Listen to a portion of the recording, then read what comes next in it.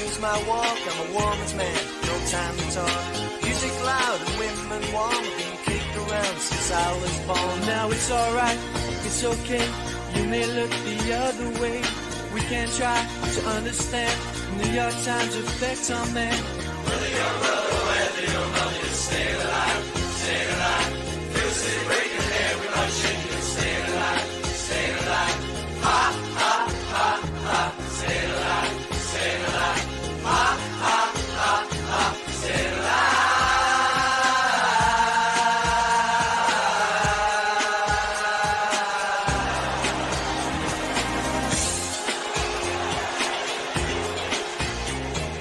Well, I get low when I get high, and I can't get in. I really try. I got the wind driven on my shoes. I'm a dancing man, and I just can't lose. It's alright, it's okay, I live to see another day.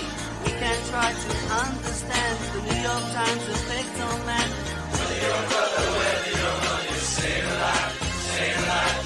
Feels it breaking, everybody shaking, staying alive, staying alive. Ha, ha, ha, ha, staying alive, staying alive. Ha, ha, ha, ha, staying alive.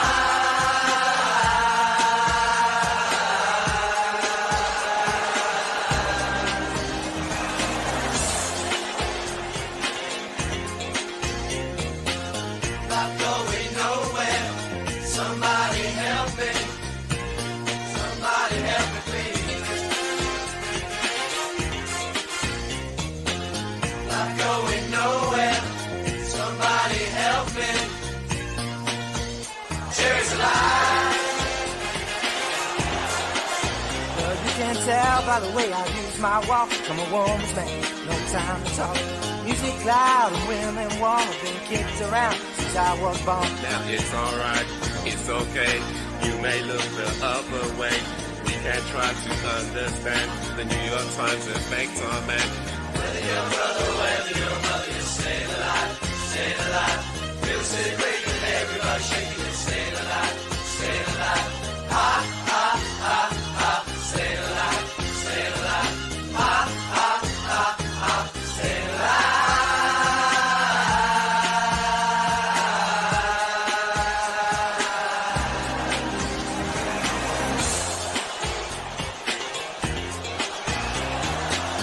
Not going nowhere. Somebody help me. Somebody help me, please. Not going nowhere. Somebody help me. Cherries alive.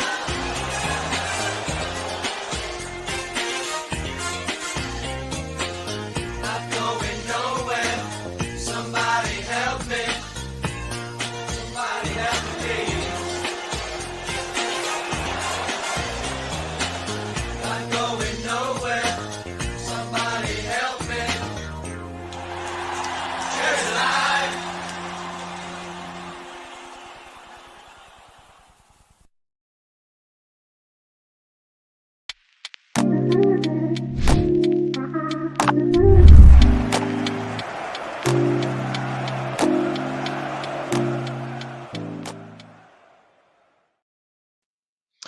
Are we on the beach?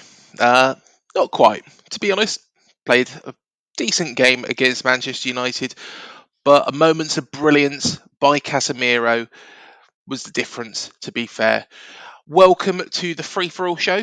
You will see the link that you need in the description below, so feel free to get involved. Do please spread the word, and if you're new here, do also retweet and share and subscribe and everything like that.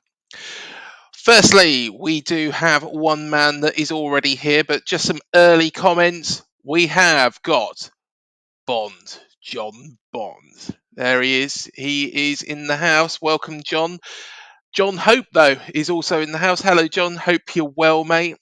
And Liam as well. Hello, Craig. Up the cherries in all departments. Thanks very much, mate. And by all means, feel free to get involved.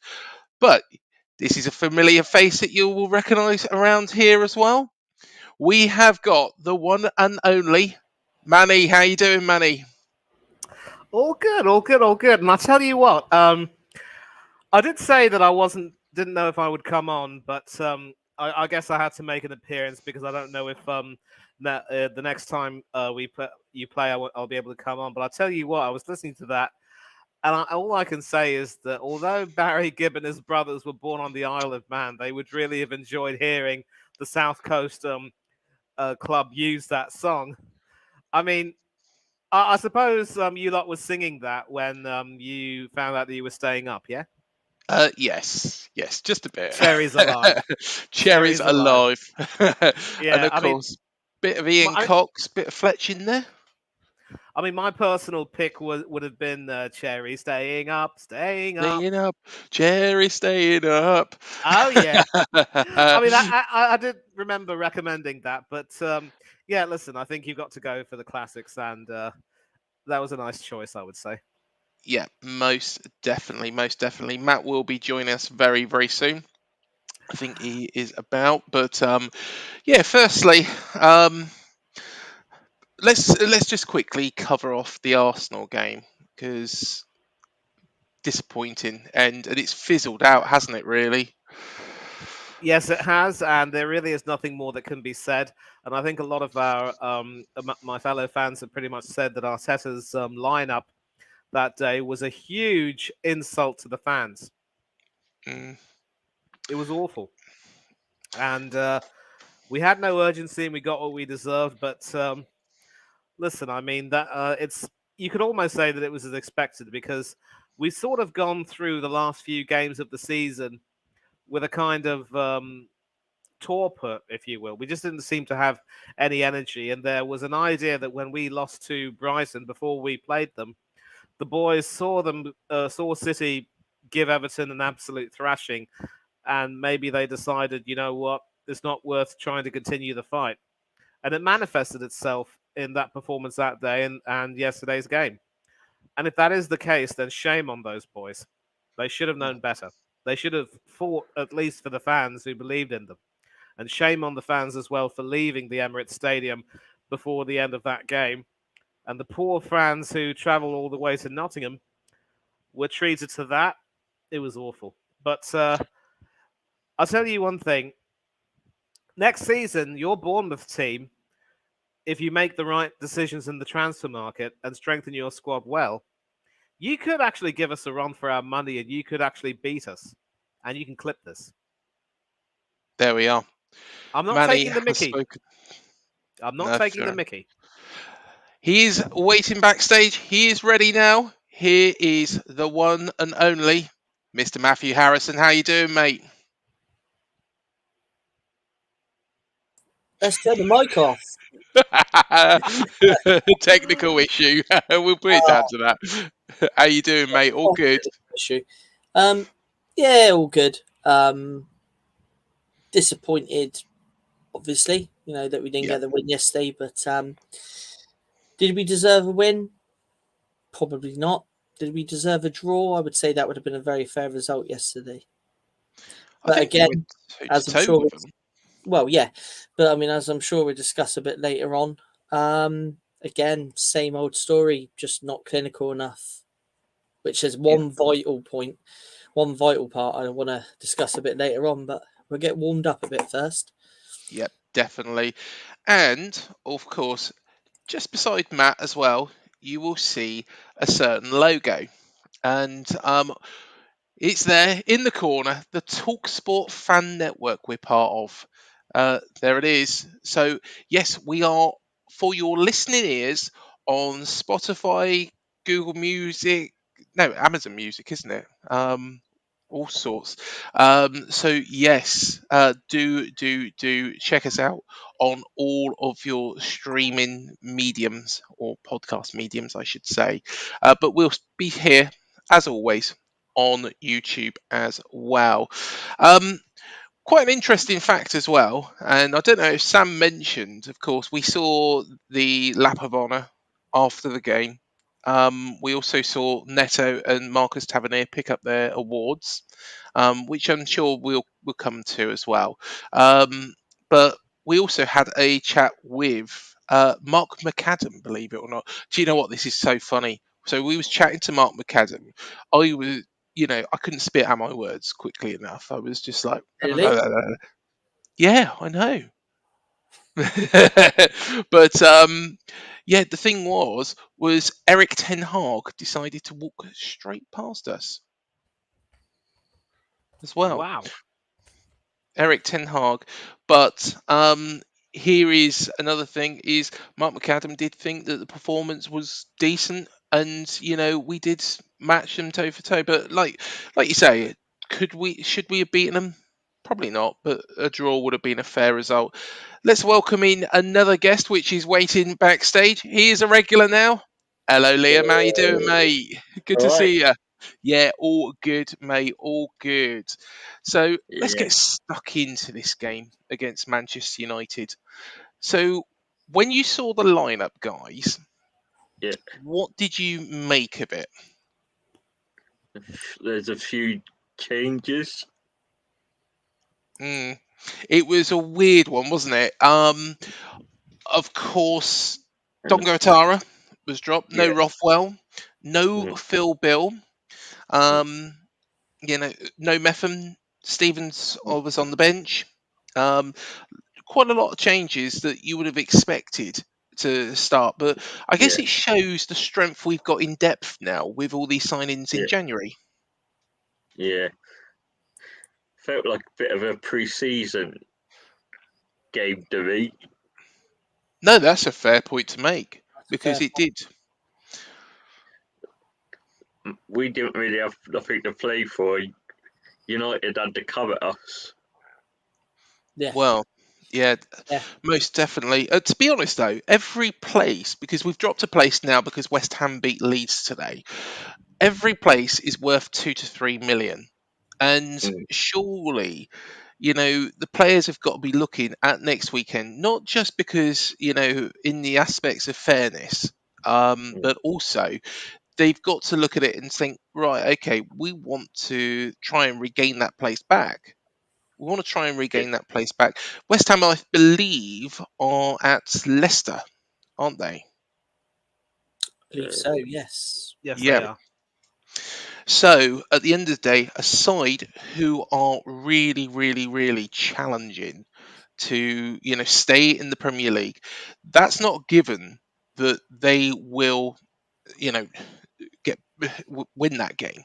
West Ham.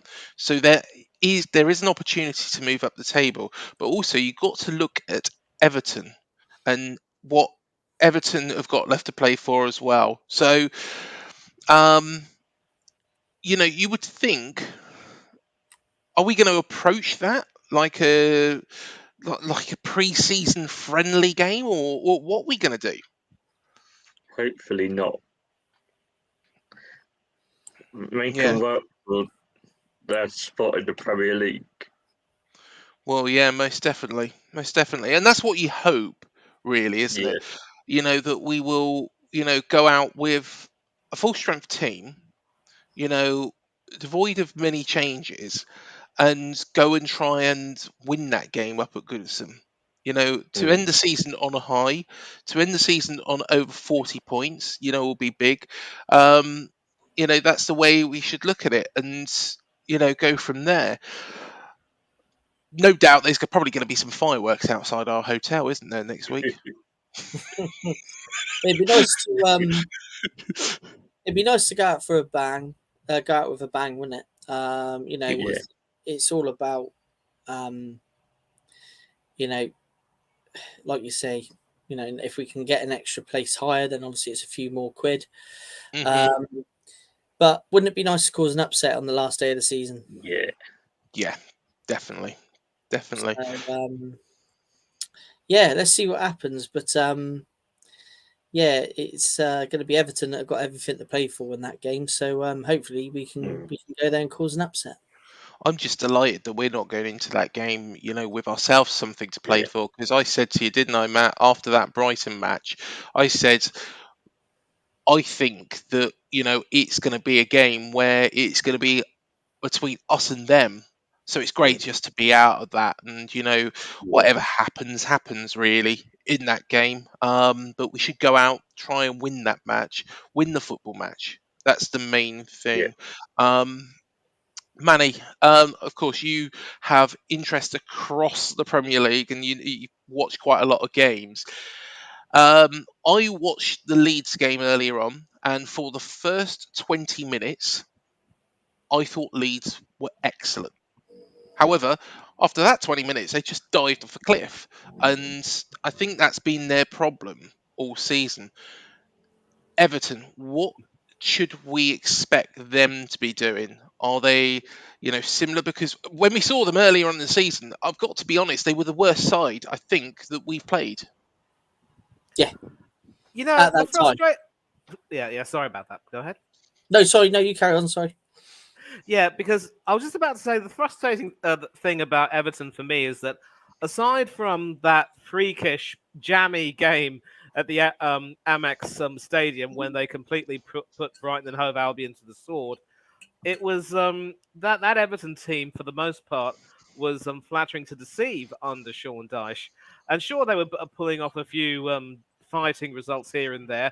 And as an Arsenal fan, I should know very well how in Dyche's first game he completely outclassed Arteta tactically with that five-man defense and midfield and the four men at the back who completely nullified our midfield that day.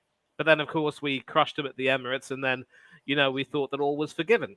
I see Eugene over there, Levy out. I don't want to rub it in. I never. Please do come on, Eugene. I'll tell you what, Eugene's brilliant. Eugene's Yeah, brilliant. Would love to get him to come on. yeah, he is. The links in the YouTube chat. Do please come on, Eugene. Yeah. And back to Everton. Certainly, they've huffed and puffed, and they've managed to grind out a few results. But again, they've managed to do it without really scoring too many goals in their games. And that 5-1 thrashing was really a glorious exception to the rule. And once again, they seem to have Dominic Calvert-Lewin out. So again, you just wonder where the goals will be coming from. And you are once again going to get the same Everton team that will certainly try to put up a fight with their back four and their five in the midfield with a lone striker. But they're losing a few of their defenders to injuries. They've lost quite a few, actually. So you could very well see a patched up back four, and this could very well be a chance for you to get in. And it was interesting how you mentioned, Craig, that a few mainstays have been dropped, the likes of Atara, Rothwell, no Phil Bill either in the team. Let that be a lesson to Gary O'Neill. Do not think of rotating players if you believe that you've got something to play for. If you know that every higher place in the table will get you a couple million more bob, you Yep. do not want to simply rotate your team and drop your best players unless you feel comfortable that you've achieved your target. And now you're going into this Everton game knowing that you must put out your best team because Everton are there for the taking. Now, for what it's worth, Everton is still in a better position than Leeds United, that's for sure. And the way I did see the second half of Leeds United against West Ham, by the way, and it was, I think, what angered Sam Allardyce on his return to his old club was seeing Leeds switch off defensively. And you've hit the nail on the head. They start well, but they just can't maintain their focus. And that seems to be a really huge problem.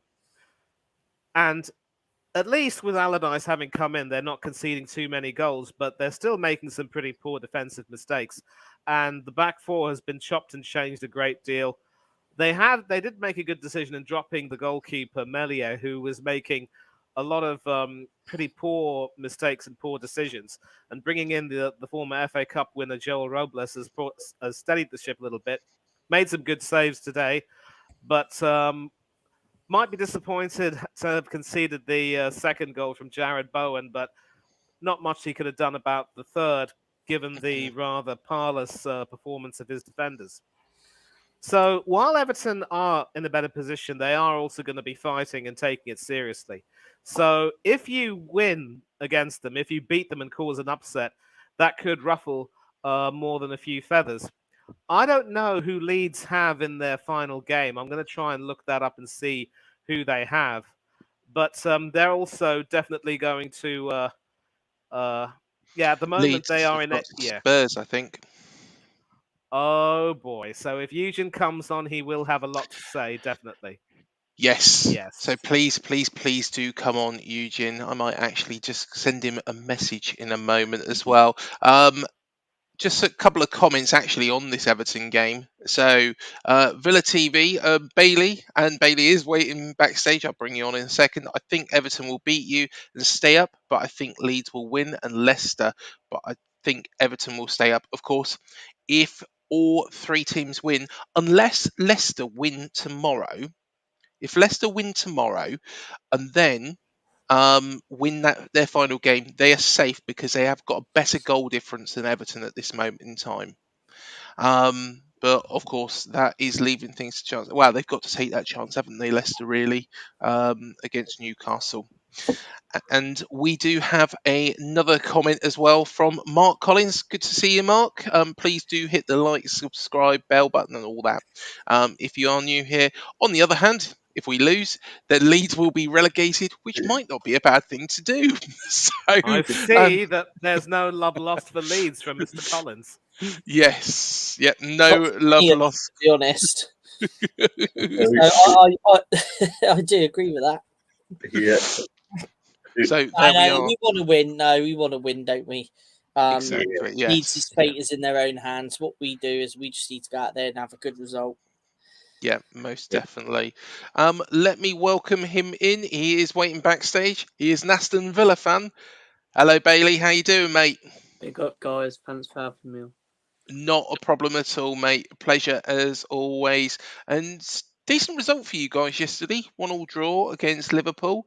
European football could be on the horizon. It's a fantastic achievement from the first game of the season against ourselves. Yeah, I say it most games though. When we go 1-0 up for a long time against a good side, I take that. I take that. But letting a last minute equaliser in, of course, it had to be on Robert Firmino in his last game. It had to be. But it's just annoying that you go 1-0 up for a really long time and you let someone score in the last minute. But at Anfield, it's a tough place to go. Only one team won at Anfield this season, and that was, of course, Leeds United, I'm pretty sure, when Liverpool was on really poor form. But yeah, I think good result. Probably going to get 7th, hopefully. But tough game next week against Brighton Albion. It's really a tough game, but yeah. I do agree with you on that. Right, here we are, Matt. Here's a rumour. Liam, ready for this? This has Yeah. been posted on Facebook. I'm not sure who Yeah. by. I know. I've got it here. Go on. It's our friend Kyle, Mr. Kyle Ketchley. What's your opinion of being linked to James Rodriguez? I can sum that up very easily. Go for it. Surely we got to be more ambitious than that. We want Jackson. No disrespect to the player, Yeah.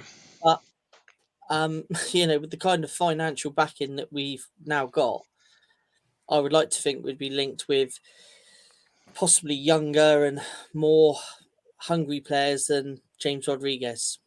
To be fair, I mean, great player back in if we'd have been linked to him about 6-7 years ago, yeah, 100%. But no, I'd be I think I'd be disappointed with that signing. What do you reckon, Liam? Disappointed. Younger players, really. Hungry For the players. future, as well as staying up.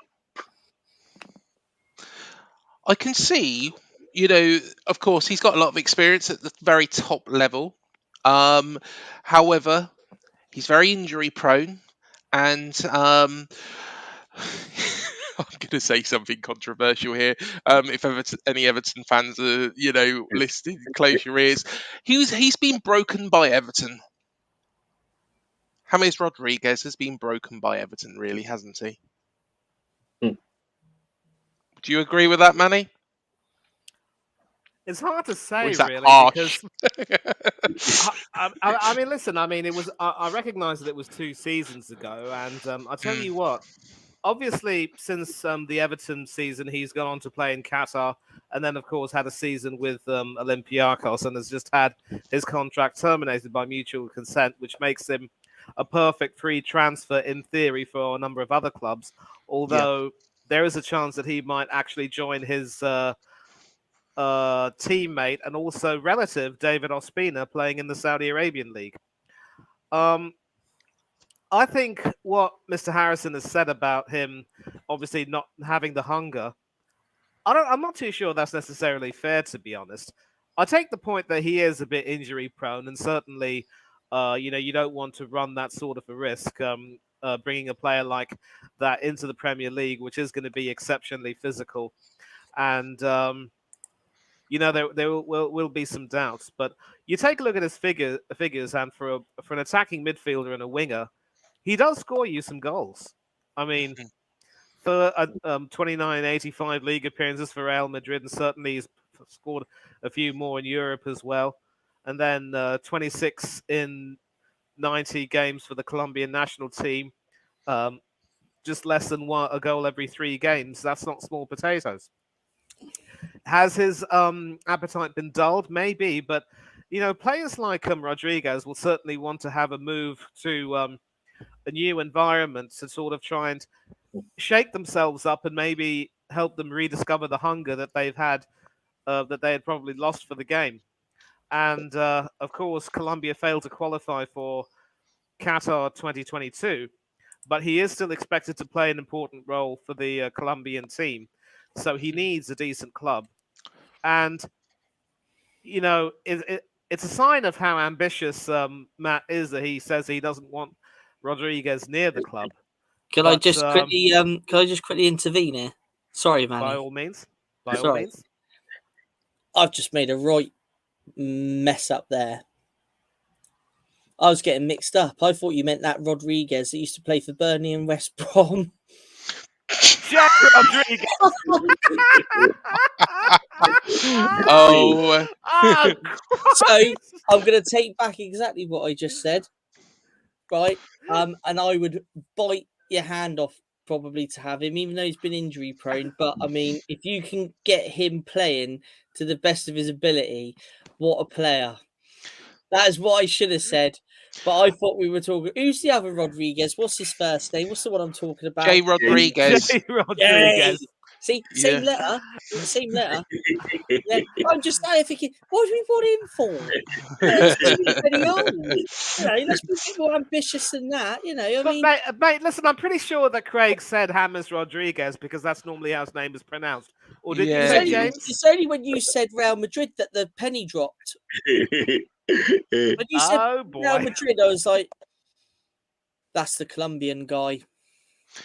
But I do stand by what I've said. That I think he's been a little bit broken by Everton because since what you say there, Craig, what you say there is by broken is that you don't just become a poor player or a bad player overnight. If he's working under the right manager and being coached right, he could become a great player again. And why not do that? Why not do that at Bournemouth? I don't see him in. He's Colombian. Before I got interrupted, I mean, first of all, sorry, Manny. It takes a big man to really admit that he's made a bit of a mistake or two. So well done to you. And I also, if you take a look at his Everton career, and I think we're gonna go back to what Craig said. When he joined Everton, he was with Ancelotti, and it was that full season that Everton had, where under Ancelotti they were at 1 point second in the Premiership before starting to fade away. And then at the end of that season, Ancelotti left, and James also left because maybe he saw the writing on the wall and decided to move elsewhere. In fact, he actually moved on the 22nd of September. So he probably enjoyed some decent football under Ancelotti, who, as we all know, is one of the best coaches and man managers there is. And I don't care if City thrashed them in the semi-finals. I will say that tactically he wasn't on the pulse that day. But if you were to, I mean, I'd take Ancelotti at Arsenal. I'd bite your hand off, as Matt would say, to get him to Arsenal. But Rodriguez probably didn't do too badly at Everton. I think when the next coach came in, he made it clear that he didn't really value him, and that's why in the September window he ended up leaving. And then, of course, he moved back to Europe with Greece. I think under some good management, he could definitely, recover again. And this might be a decent test for Gary O'Neill, because if he was able to bring someone like Neto, who had been around the block, played with different clubs, but was never really given the love and respect that he deserved as a goalkeeper by being made first choice, he's made Neto first choice and made him captain. So maybe, just maybe, Rodriguez could come in and fit into the team. And I'll tell you what, if he was badly treated at Everton, and if Everton do stay in the Premiership, then I'll tell you what, that clash between Everton and Bournemouth at Goodison Park, if Rodriguez joins and plays, that will be quite tasty. He will certainly feel as though he'll have a point to prove. Definitely, definitely. We do have a comment as well from Anthony Herbert. Good to see you, Anthony. Anthony, by all means, come join us. The link is in the description.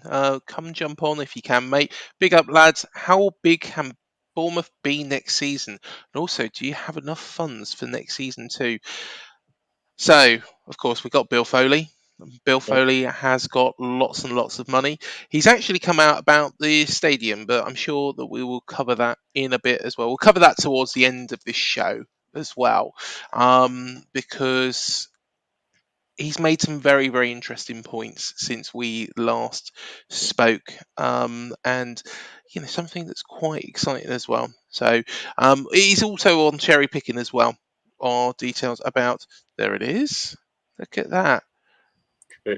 Matt has got it all prepared, so there we go. Go check that out as well. That show. Sorry, that was meant to happen. Wasn't it? No, I've just. I thought you was. I'm just loading it up. I'm full of mistakes. I thought that. I might have to drop off and come back on.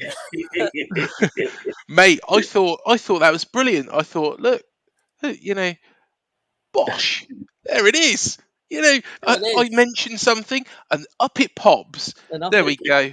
As if by magic.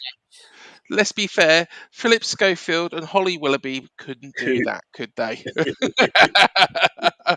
Most of us are old enough to remember Schofield hosting Going Live on the BBC on Saturday mornings.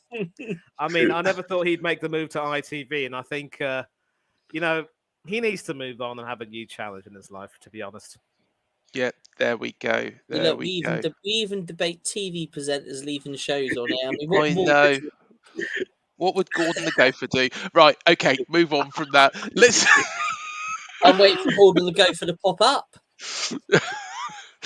Unfortunately, I haven't got a Gordon the Gopher. I did used to have a Gordon the Gopher puppet, actually. The puppet one. I wish I still had it, because it would have just jumped straight up there. But and Zippy as well. I had a Zippy.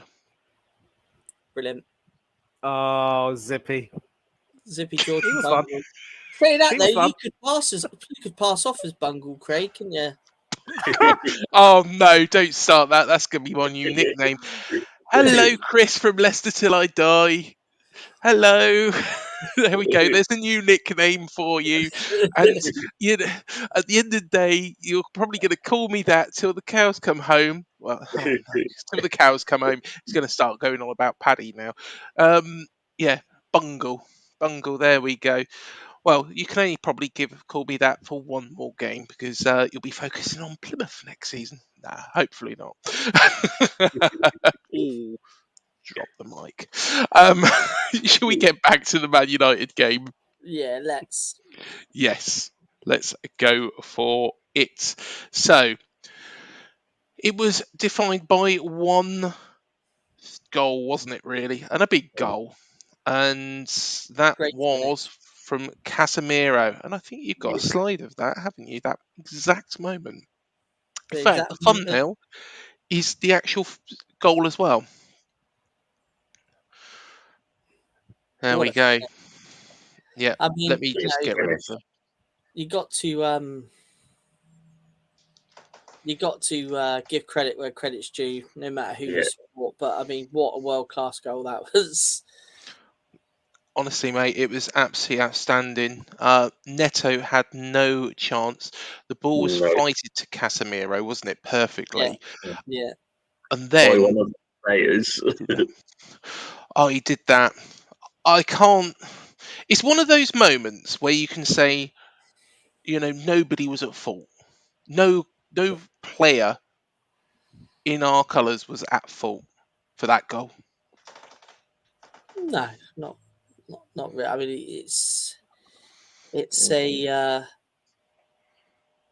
just a class finish, wasn't it? I mean, it was quite. I think the quality of Christian Eriksen's pass into the box pretty much took the defenders by surprise, really. Absolutely. And that's what you get when you've got someone like Eriksen still pulling the strings. He is that much of a visionary that he can somehow find know where a player is and find just the right pass to that player, and all the player has to do is take advantage of it. And in as much as it was a terrific finish from Casemiro, I mean, it was just hit so suddenly and so hard that not even David De Gea, who was of course the Golden Glove winner this season, would have saved that. And I rate De Gea as the best shot stopper in the league. But it was just a moment of sublime quality from two class players from that Manchester United team. Yep, completely agree. Absolutely. And Eriksen's balls, to be honest, I was watching Eriksen yesterday, and he goes about his business quietly, but he's still that same quality. I don't think he's lost really much pace. I think, his recovery since that awful incident in that game between Finland and Denmark has been outstanding and astonishing. And thank God, he has had that sort of recovery, because he's a great player and comes across as a great man as well. So yeah, that his passing was exquisite, and that pass for that goal was outstanding. Casemiro, I just want to talk about Casemiro, because I was watching him as well, and I think Lerma dealt with a lot of the threats quite well that Casemiro presented. There was quite a few battles with him, and between him and Lerma, but I think he did a decent job. Do you think so? Yeah. What do you reckon, Matt, of that? Because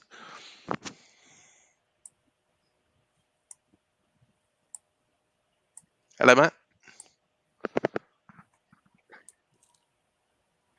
Oh, I think we've lost you. The volume has gone. I think he'll be back. Yeah, I'm sure he will be. I don't know. What's going on with this? Hello. Hello, we can hear you now, Matt. We can hear you. There is some gremlins in the system tonight, isn't there? Yeah. Sorry, I don't really know where we're at, because it kind of just all went silent there. I know. What did you make of the Casemiro Lerma battles? Yeah, I liked it. Yeah. I think he. Do you know what? Just while we're talking about Mr. Lerma, when they subbed Anthony off. Oh, that was brilliant. And he could see he was milking it, and he's just like, "Come on, get off the pitch," and gave him a good old shove, didn't he? You got to love Lerma. I mean, playing against players of Casemiro's quality, you just got to love the effort that Lerma puts in, and that's why he won the Daily Echo Mickey Cave Award, because the fan base, believe he was the player of the season. Yeah, Yeah, which of course. like we're running our own poll at the minute to crown the up the Cherries in all departments player of the year. You can see the poll is very close, and it was quite difficult for the four of us to pick our players of the year. So Yeah. it has been there's been 4 or 5 players this year that could have won that without a doubt. Is that poll on Twitter by any chance, Matt? It That certainly poll is. is on Twitter, Mr. Manny. Yes, it certainly is. It's live on there now. Jump Taking a over and have a vote. Taking a there look. we Oh go. yeah, got it. Who Go use- on. What's the scores on the doors at the moment, Manny? Well, I've just cast my vote. It's a secret ballot in theory. It Forget is, it. yes. We're not voting for a government. It's not a secret ballot. I actually cast my vote for Neto, and Neto is actually leading at the moment with 42.3% of the vote. Lerma's second on 32.7%, with Solanke on 25%. Now, I just hope that if you don't have a situation where a candidate gets 50%, that you go into a runoff, because that really wouldn't be fair. We'd just be milking it, really. Well, if we do it the same way as we do the Hall of Fame, then we'll have a joint winner. Okay. Is probably the way we're going to do it. And at the moment, there is a little trophy that's being looked at that we may be Yes. able to hopefully present to the player. But more of that on cherry picking next week. Yes. Ooh, I would love to see that happen. Seriously, I would love to. Definitely, and I'll have to see. I'll have to have words how we can present that to the player, if we can present that to the player. But I'm sure something will be made to happen. So of course that Casemiro goal, we've covered that. Let's go on to the next slide, which is the stats of this game. So, as you would expect, Manchester United have had the run of the possession, but not that much difference. Shots on target, only one more shot on target. Like Mark McAdam said, I think that we gave a bloody good account of ourselves. Yeah. 100%. I mean, if you look at the disappointment from the Palace game and the Chelsea game before that, and then look at how he played yesterday, it was a much better performance. And I agree with what Mark said. We kind of were toe to toe with them for a lot of the game. Yes, they had more possession than us, but the work we did off the ball, and then when we had the ball, was really good. It's for me yesterday. It was disappointing to see that. We took our chances. Exactly, Liam. Exactly. You've taken the words out of my mouth. It's totally is. It was the chances. It's hard to say we deserve a draw, really, in some respects, because we didn't. We lost the game. But when you look how we played, Yeah, I would say we did deserve a draw, but we just don't finish. This has been the problem in so many games this season. Yesterday was an example of how decision making and finishing has been a bit of a weakness of ours this season. Now, Kiefer Moore yesterday. Now, I like Moore, as you well know, Craig. Yeah. I like him as a player. But yesterday, there's one or two things as a striker there. You either finish it by burying that ball good and proper past the keeper, or you look up and you could see Solanke was screaming for that ball. Solanke would have side-footed that straight into the net. 1 point. Everyone's happy. It's those kind of decisions that we've got to get better at. I said that straight away yesterday. I thought, for me, that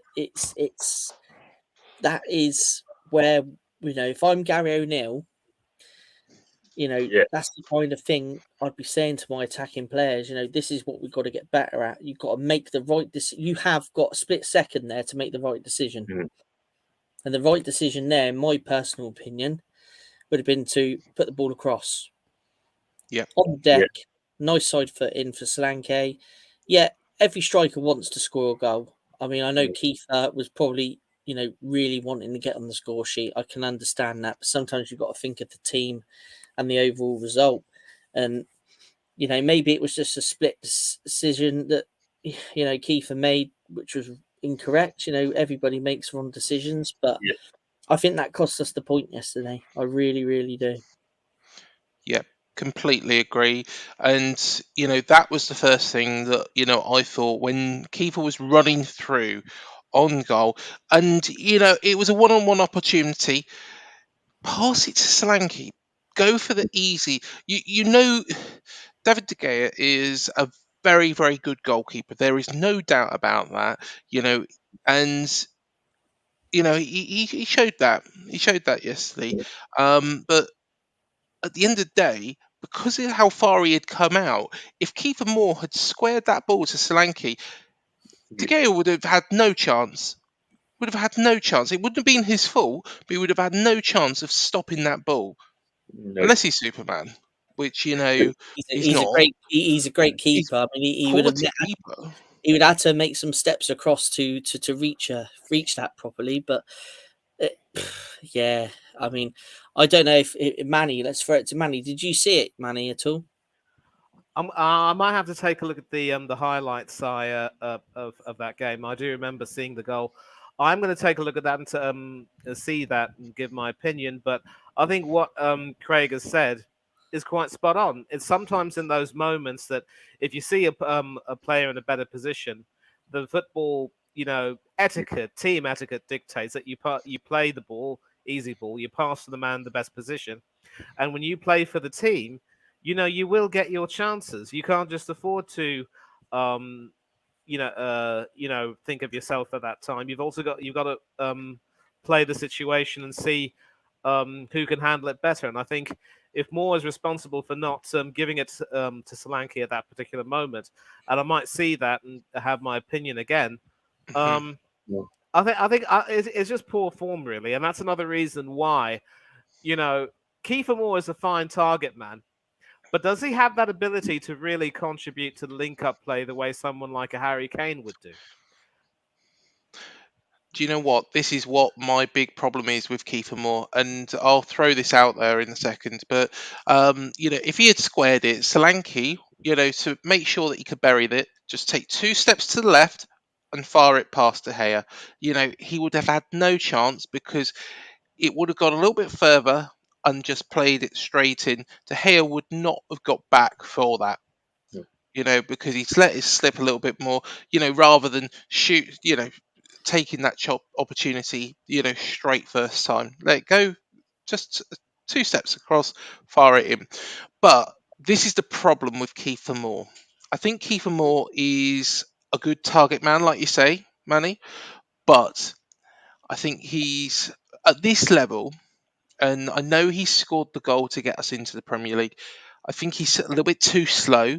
He's good in the air. That's something that we do need. I think that's something we do need. But I think what we need is somebody who is going to help Solanke more. Maybe nod that ball down, get involved. Solanke can pass it in and be trusted with that. Somebody who's got a bit of pace. Kiefer Moore hasn't got that. Now, Kiefer Moore is a great player to have on the bench as a bit of a luxury if, say, for example, you're chasing a in game. the last minute. Exactly, Liam. Exactly. You Yeah. lump the ball into him. You hope he gets his head on it. If he gets on his head on it, fantastic. He's shown that normally he's got a good strike on him, as we saw back in that Forest game. So we did, of course, that the game where we did win promotion. He's got a good strike on him, but personally, he's too slow for this level. That's my big concern. I think that's why we brought Semenyo in. There's been quite a lot of criticism about a couple of players on Twitter, and we'll cover that off because I think some of that is quite harsh. But one of those players is Kiefer Moore, and I do agree with the speed of Kiefer Moore. Unfortunately, and Kiefer Moore is a model professional. He's a good man, good player. his level is probably the Championship. I've got to be honest. I'll throw that out to the room. Kiefer Moore. Yeah. Here's Yeah. the thing, though. I'm just taking a look at the highlights right now, and I see Kiefer one-on-one with the Kiefer, the keeper, I should say. Yeah. But yeah, sorry for that. No, But that's all right, if, mate. Go for it. if you take a look at where Solanke is, he's got Casemiro on his right and Wan-Bissaka on his left, and they were basically doing their job of man marking him. So again, in as much as you can say that Moore was perhaps a little bit selfish, there is no guarantee that if he had squared it, Solanke would have gotten it because Casemiro and Wan-Bissaka were sticking to him like glue.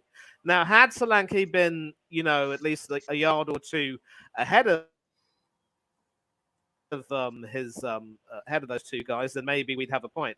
I think it was probably a lack of footballing intelligence, really, because if you're one-on-one with the keeper and the angle isn't really that good enough, and we take a look at the thing again, the angle was getting a little bit more acute, so Moore had no real business trying to go for goal, especially when he had De Gea spread eagling himself and sort of making himself big. And he could have sort of crossed it to Solanke, but I think when you consider the mitigating circumstances, maybe placing blame on Moore would be a little bit harsh in saying that he cost you lot a point there. And there were some other fine chances. There was a wonderful snapshot from David Brooks, which was saved by De Gea. I'm really delighted to see that fellow continue his recovery from lymphoma and prove that you can't keep a good man down. And next season, you've got to hold on to him because he will be key. So it's funny how that for a man who calls himself Moore, he might not be offering you enough, as it were. But I mean, you might want to keep Moore as sort of a super sub, a target man, if you will, someone really big who can can be counted on to come on and score a goal. A little bit like Wout Weghorst should have been doing instead of being made to start every single game at Manchester United by Erik ten Hag. But I wouldn't saying that Moore's level is the Championship may be a bit harsh. I mean, he's a regular international for Wales and has scored some wonderful goals for them, and Brooks can definitely testify to that. I think if you could keep him as a squad player, but don't really guarantee him a start, as it were, because maybe he won't quite offer you what you're looking for.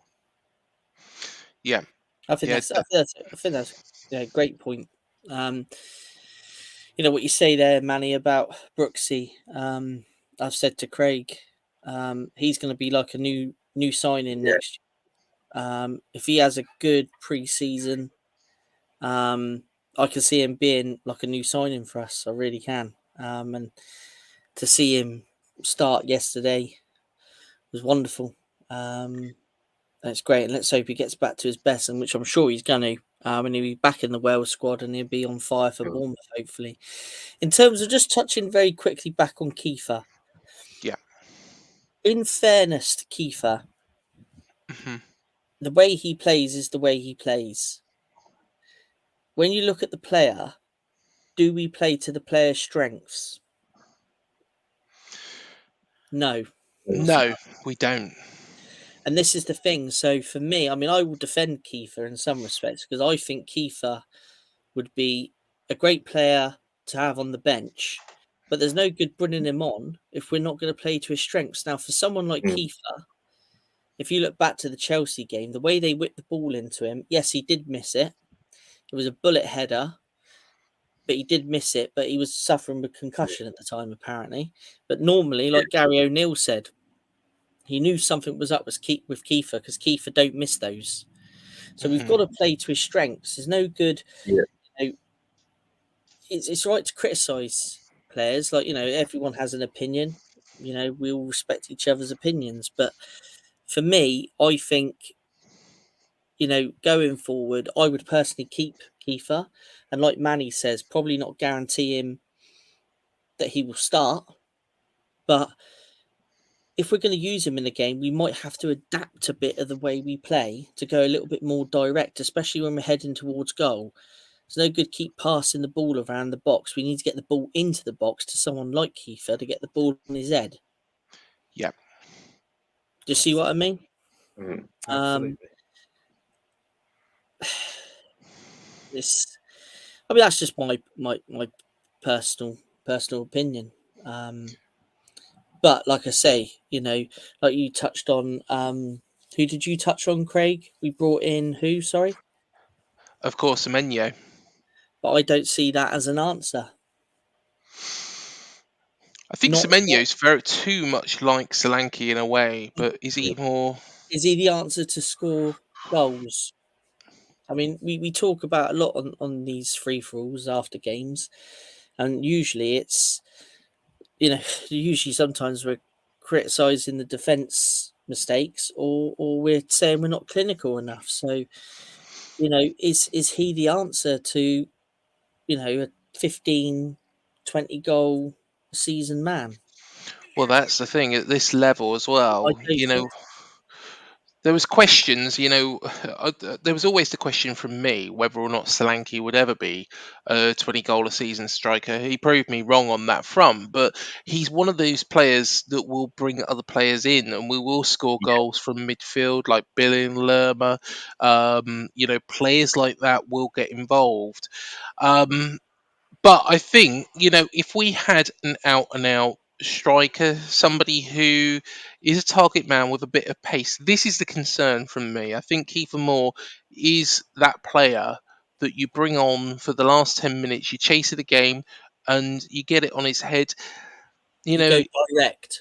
go direct, yeah, go direct. I tell you what, and I'll throw this out there.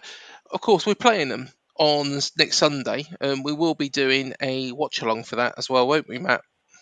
Yeah, yourself, me, and our own Chris Kamara, Mr. Max Cowlard, will Yes, be doing the watch along. yes. And So Max will be reporting back to us with all the results from all the other games. there we are. But the thing is, with Kiefer Moore, he would be perfect in a side like Everton.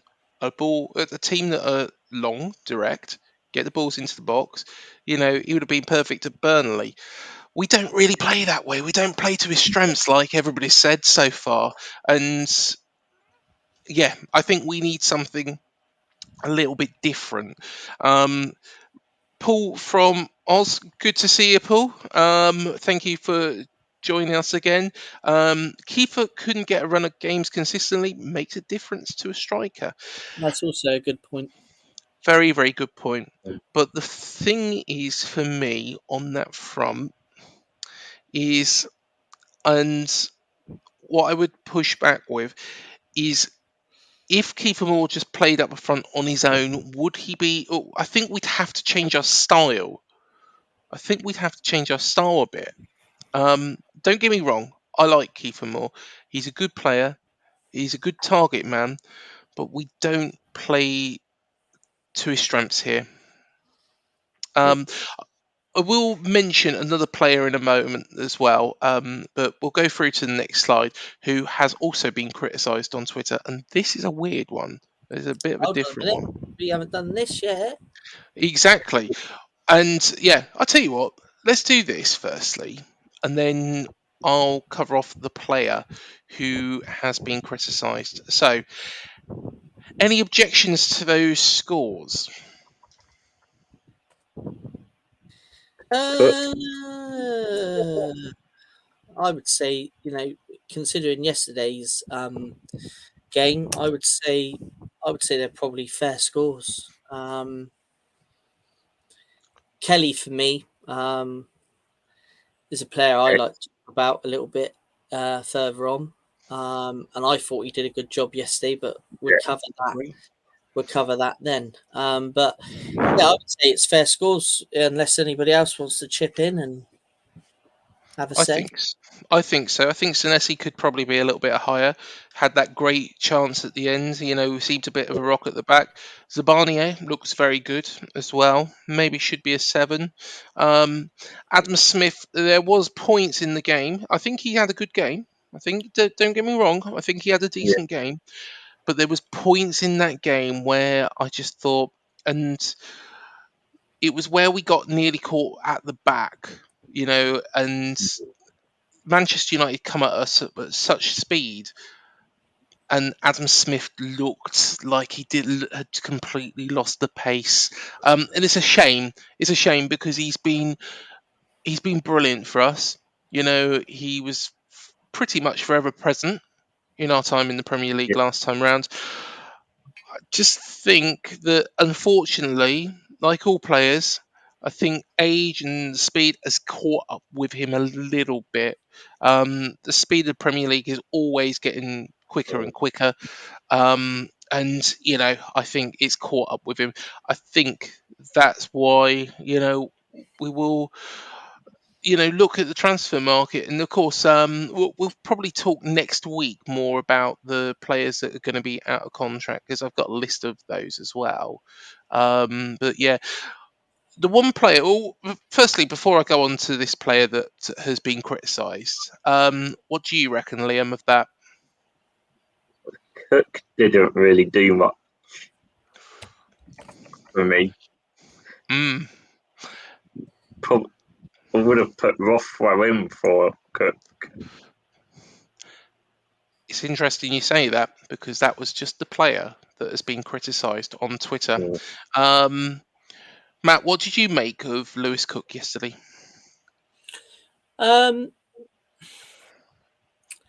Yeah, I can see why the likes of Rothwell is ahead of him at the minute. Yeah. But I do have a soft spot for him. I do like him. Is he playing at the top of his game at the minute? I'd probably say not this season. Yeah. Is it enough to go and bash the guy on social media? Absolutely not. No.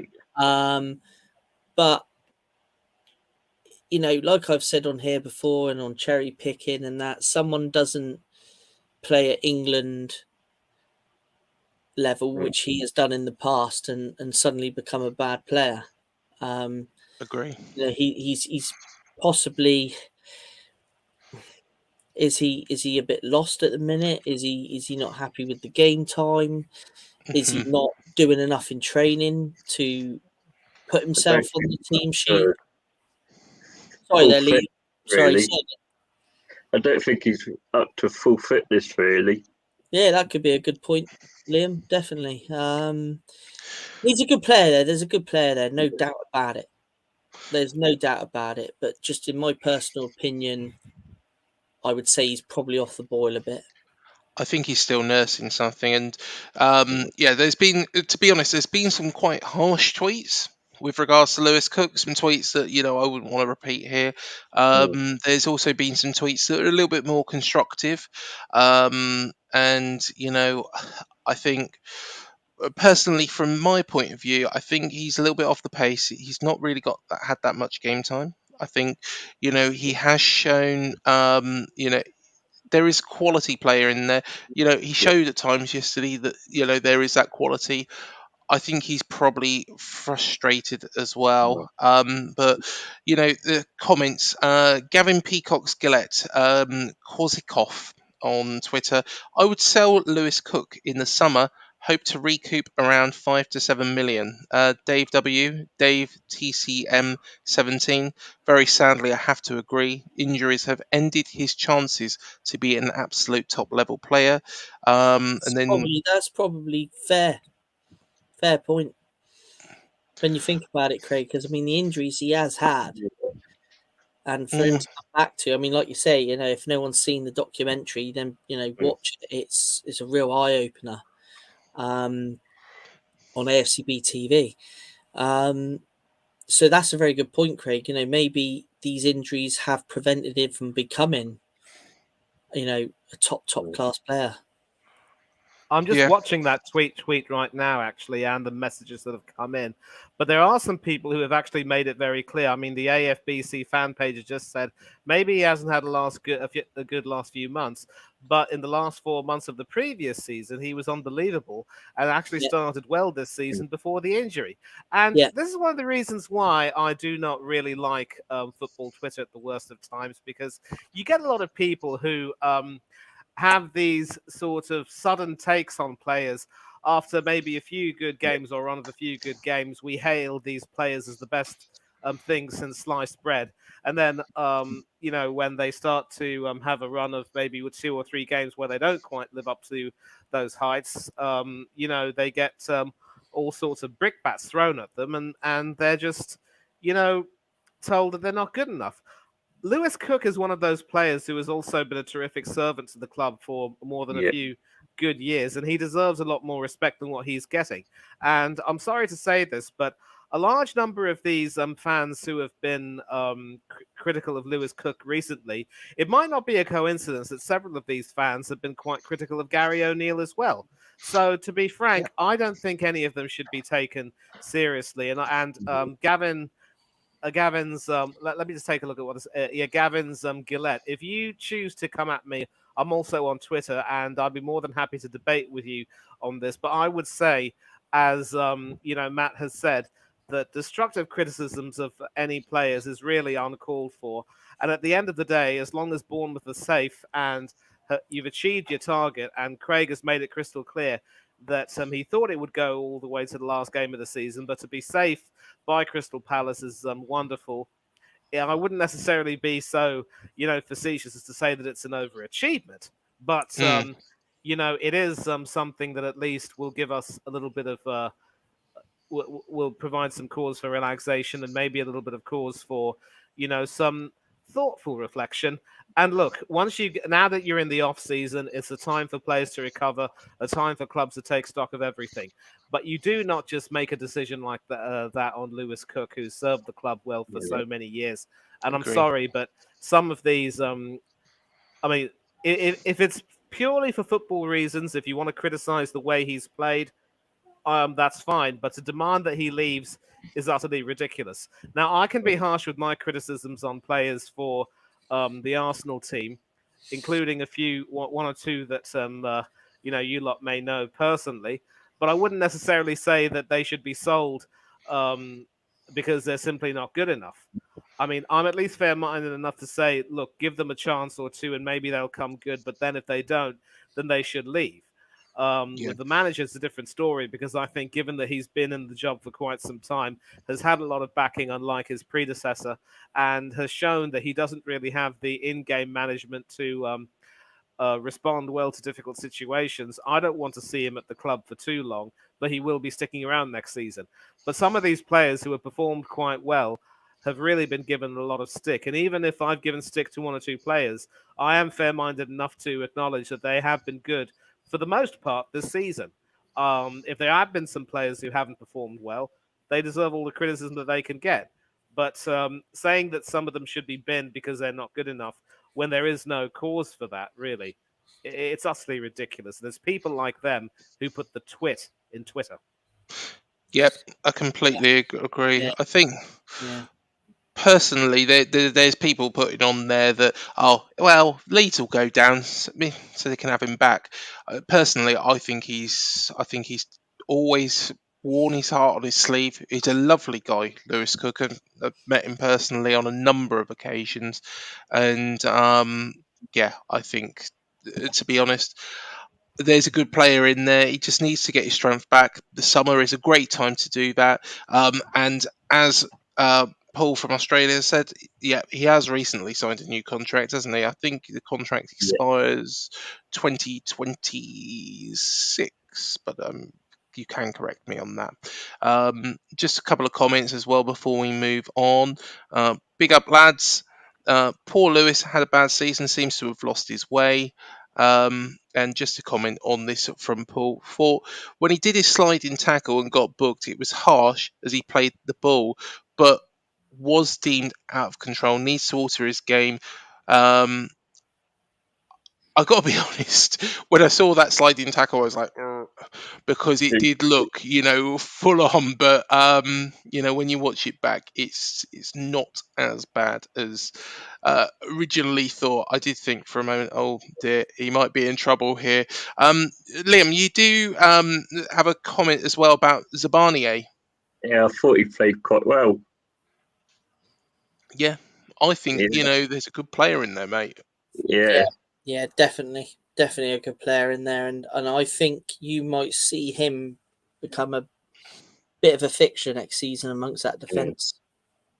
Yeah, Yeah. yeah.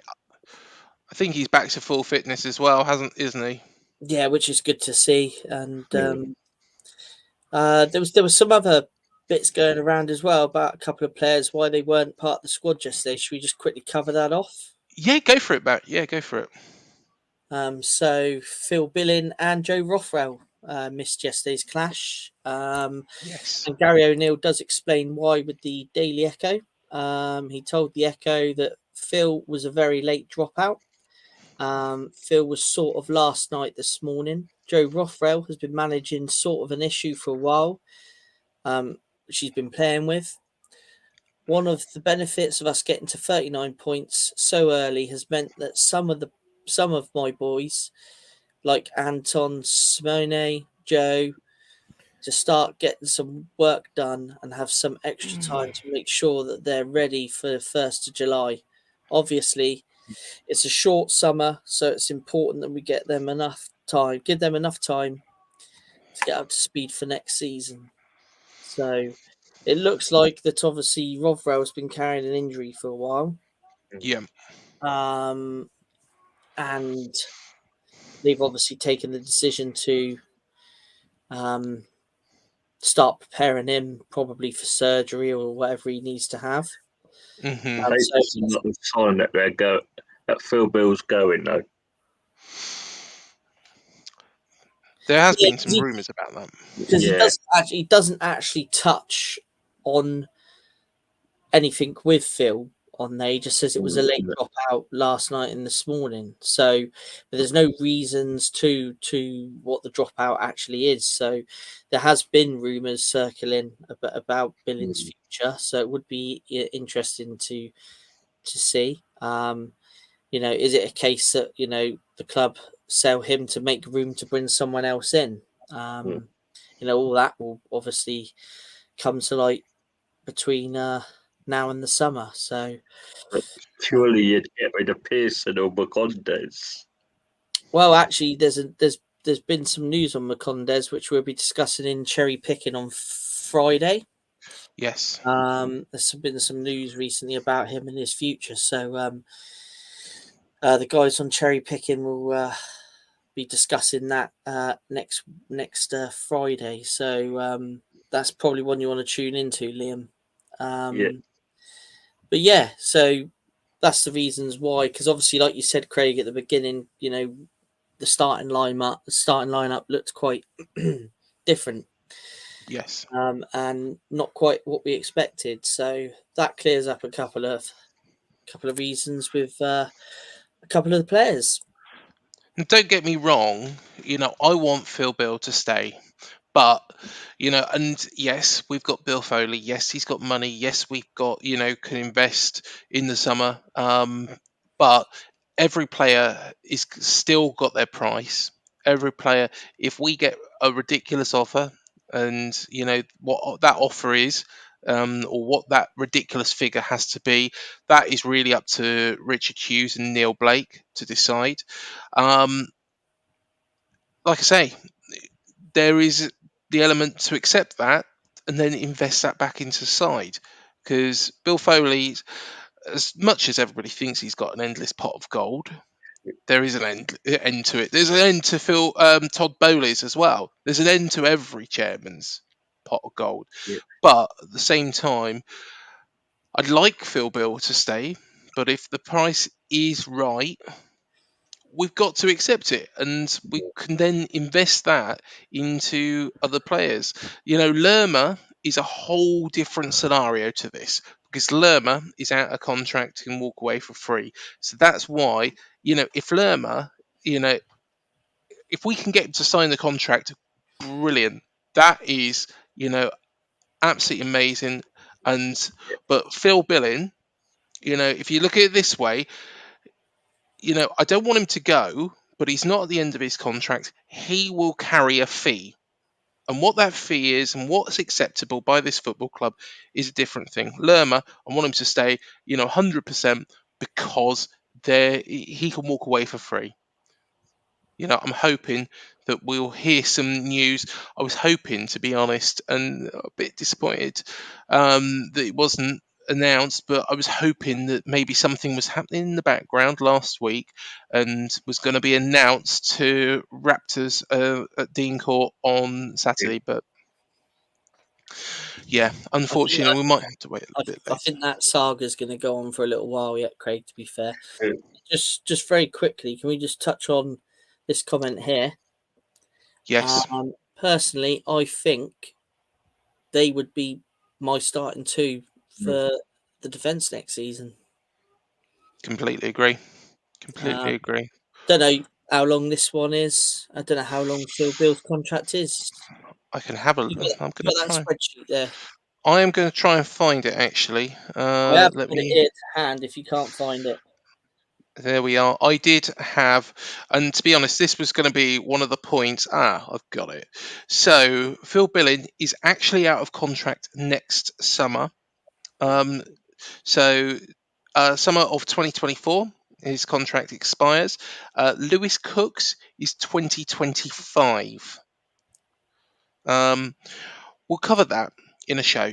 How about that, Matt? Yeah, that's actually what I've got planned for cherry picking, actually. Perfect. So that Perfect. is what cherry picking next Friday. We will be discussing the out of contract players because there's a few Yes. that are out of contract that's nothing been said about, and would we keep them, won't we keep them? Something that we'll debate on Friday. What you've got to look at as well is I know that it's all well and good looking at the likes of players that are out of contracts, like Stanislas. We all know Stanislas is out of contract. We're not going to keep hold of him. But if, say, for example, a player is out of contract next summer, they will attribute a fee. And it's a good point this summer to decide, right, okay, are they in the longer term plans or are they in the short term plans to actually stay at this football club? If they're not in the plans at all, then it's a case of, right, okay, do we cash in this summer so we can get a fee for them before we leave it to the next summer and lose them for nothing? So Yeah. I think that's going to be quite an interesting conversation that we will have. But yeah, just a comment here by Ravi, and great to see you, Ravi. Honestly, Ravi's brilliant, lovely guy as well. So please, please, please, show your support for Ravi. But Philip Billing, good enough long term. I completely agree with you. He is a confidence player, I think, and this is the concern of Philip Billing from me. Is he's a confidence player. When his head goes down, Yeah. he's half as good as what he is. Actually, one of the biggest games, and I know that he scored in this game, and you saw a complete uplift. It would be great if AFC BTV put it on there so you can watch it back. But that was Leicester at home, so he was walking around, and I thought his head's not right here. His head's really not right. He's not in this game, and he scores a goal. And all of a sudden, it's just like, well, there's the old Phil Bill back. So that is the thing for him.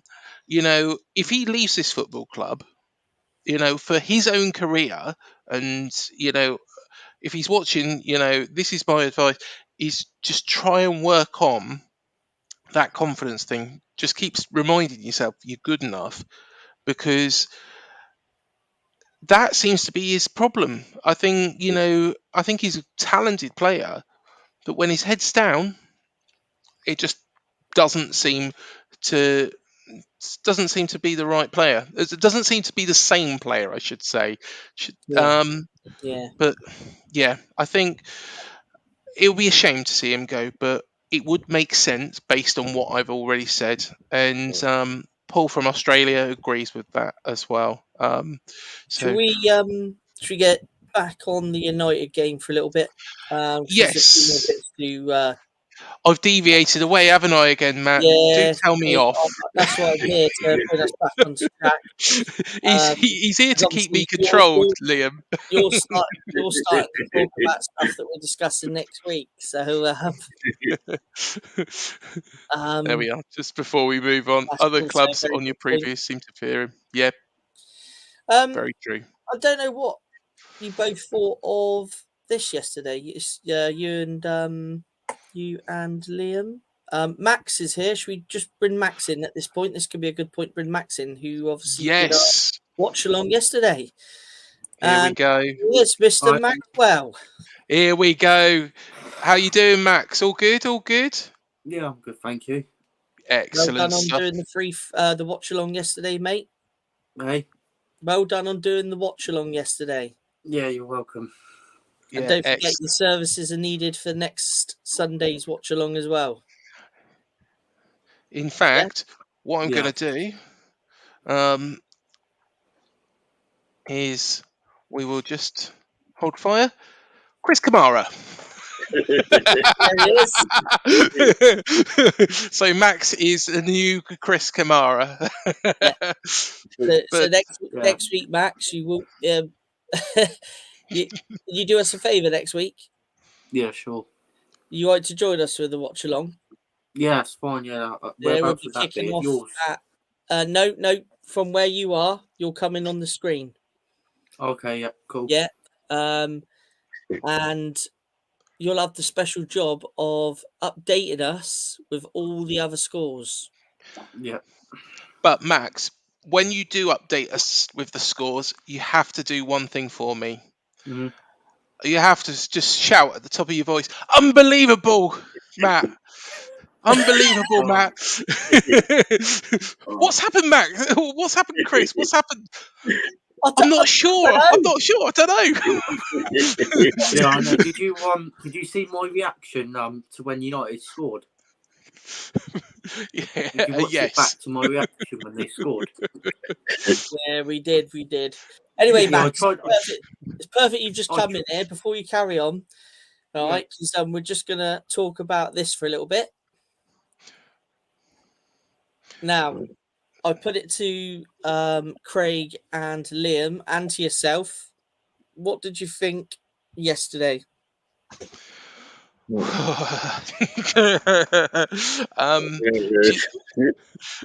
Do you know what?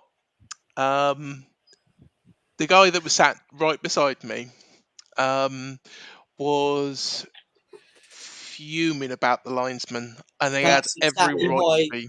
That's exactly why I've included the linesman this week. Yes. What an absolute nightmare. Yeah. Yeah. What was that all about? They were shit. To be fair, they were League Two linos. Personally, we were sat there, right? Sat there, and there was that one where it was Dongo Atara.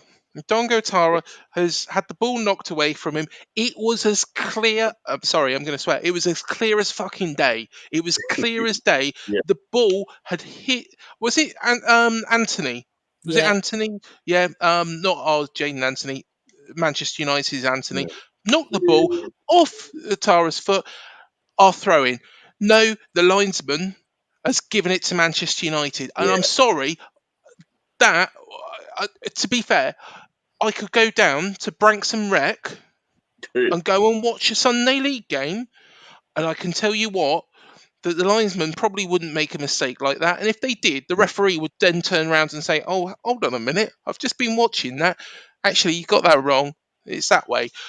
But no, none of that. So that falls on Chris Kavanagh, and that falls on the lino. Which one of those it was, I don't know. They both looked similar. I'm going to blame them both. Yeah. Obviously, there wasn't, much for VAR yesterday. If anything, really, was there? Not really.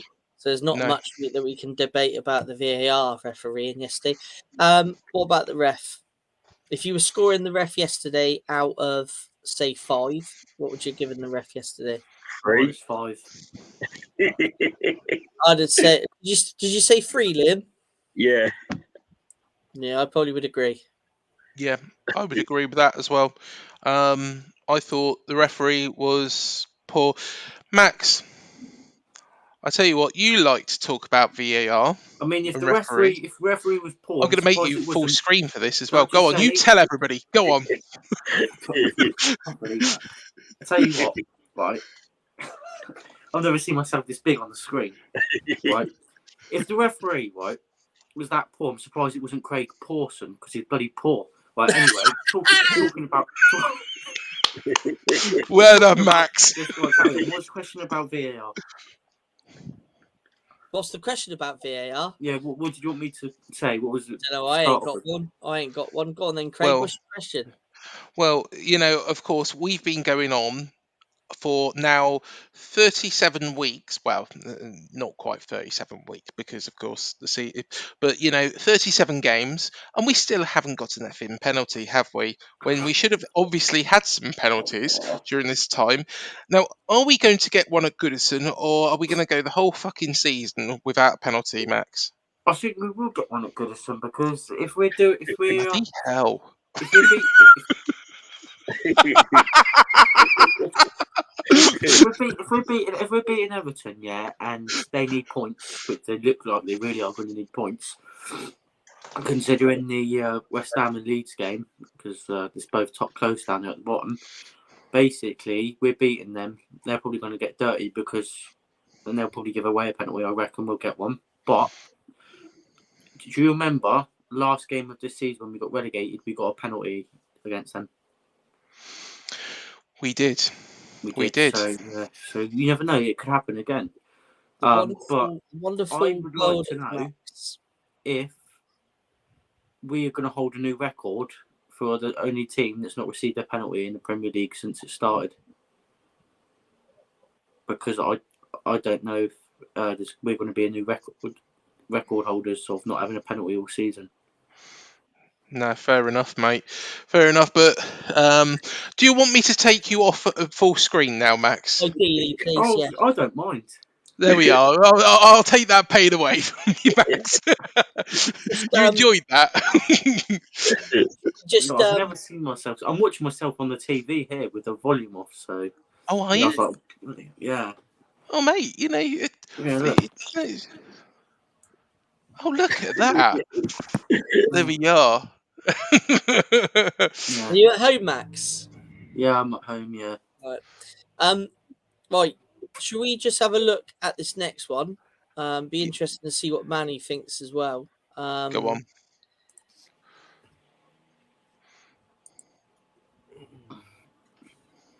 Lloyd Kelly, his performance yesterday, and his season stats are here as well. Yes.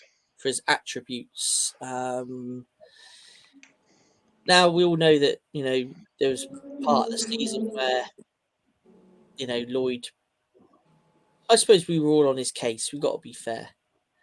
Yeah. And didn't think he should be captain much longer. And obviously Gary O'Neill's made the decisions, and I think he's come back. And since he's been playing left back again, I think he's come on really, really well. Agreed. Yeah. Yesterday, I thought he made things quite difficult for Anthony at times. And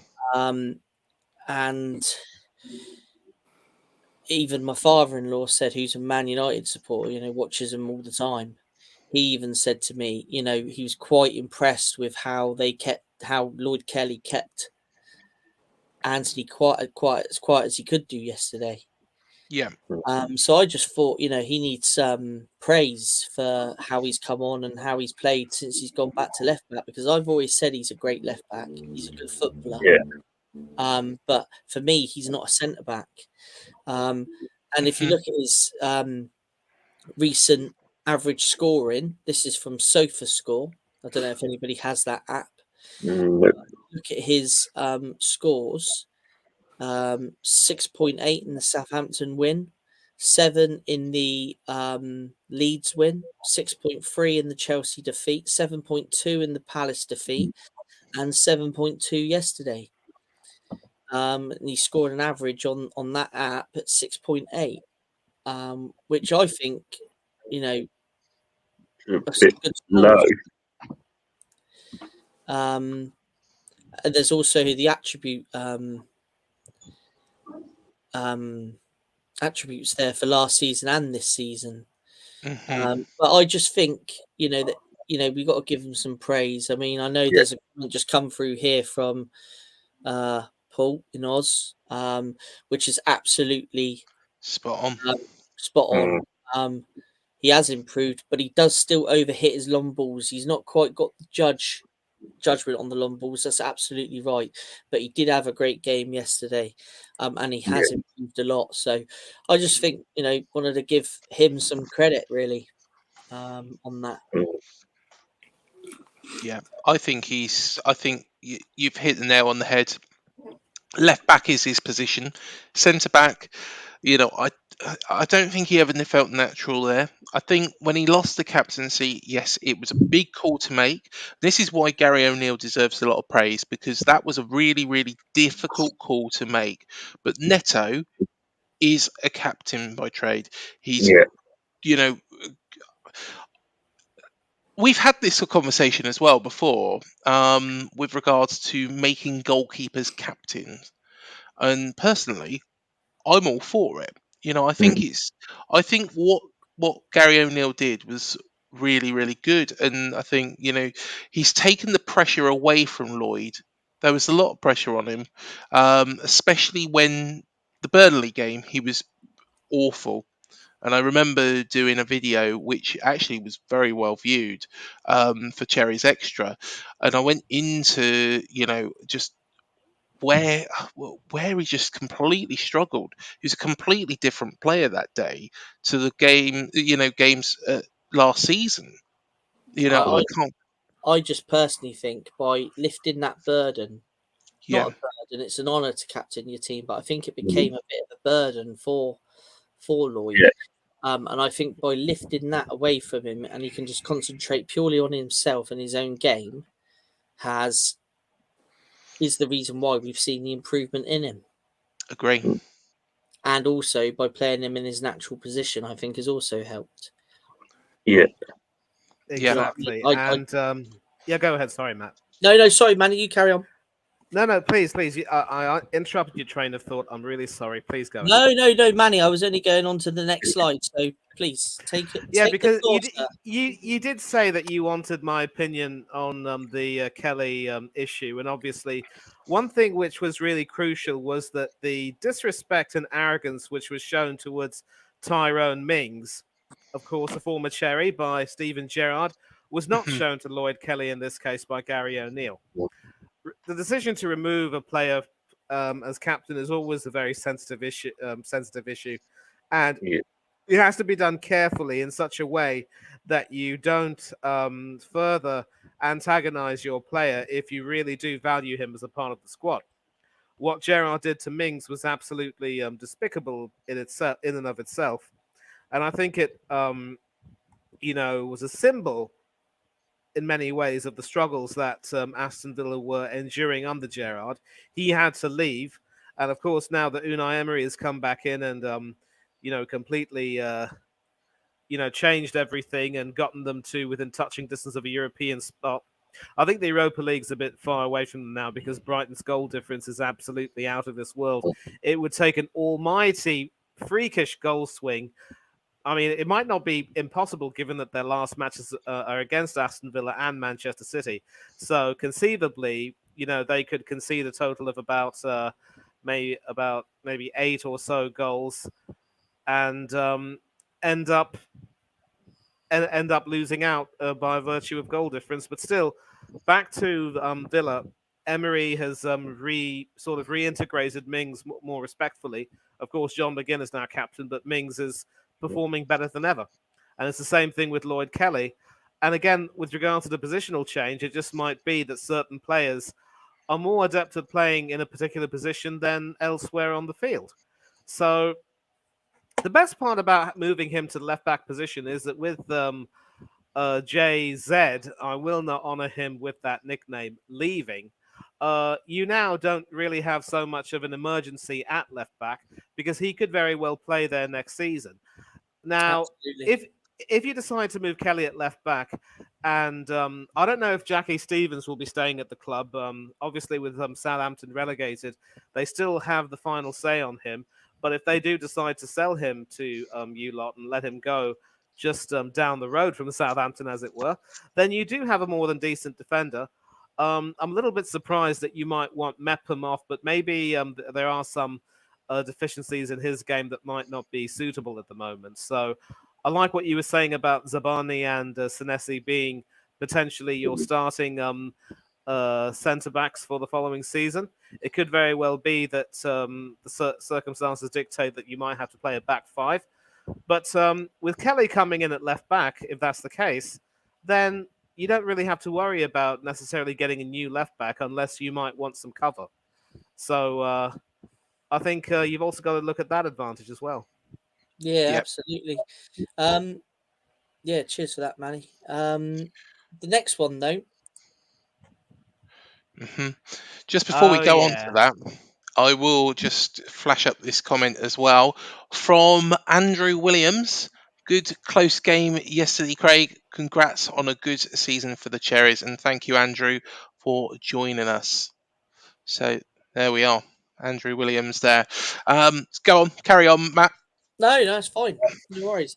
Obviously, his first start for how many days was it? 590 something days. I will just double check. Mark McAdam actually posted it up on a tweet, and you know, it's astonishing. I remember his last start was actually, believe it or not, I think it was Luton, wasn't it?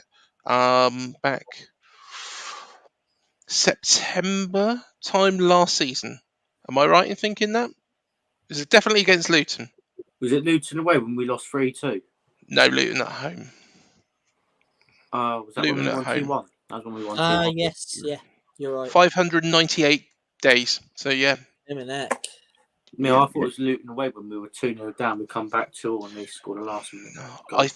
If anybody knows in the comments, because I can't be 100% sure about that. I'm pretty sure. I'm trying to think when Luton away was, but I'm sure it was Luton at home because I remember being sat there, and I don't think Brooks had particularly the greatest games that game, but of course he was playing with that knowledge on his mind. Fair play to him.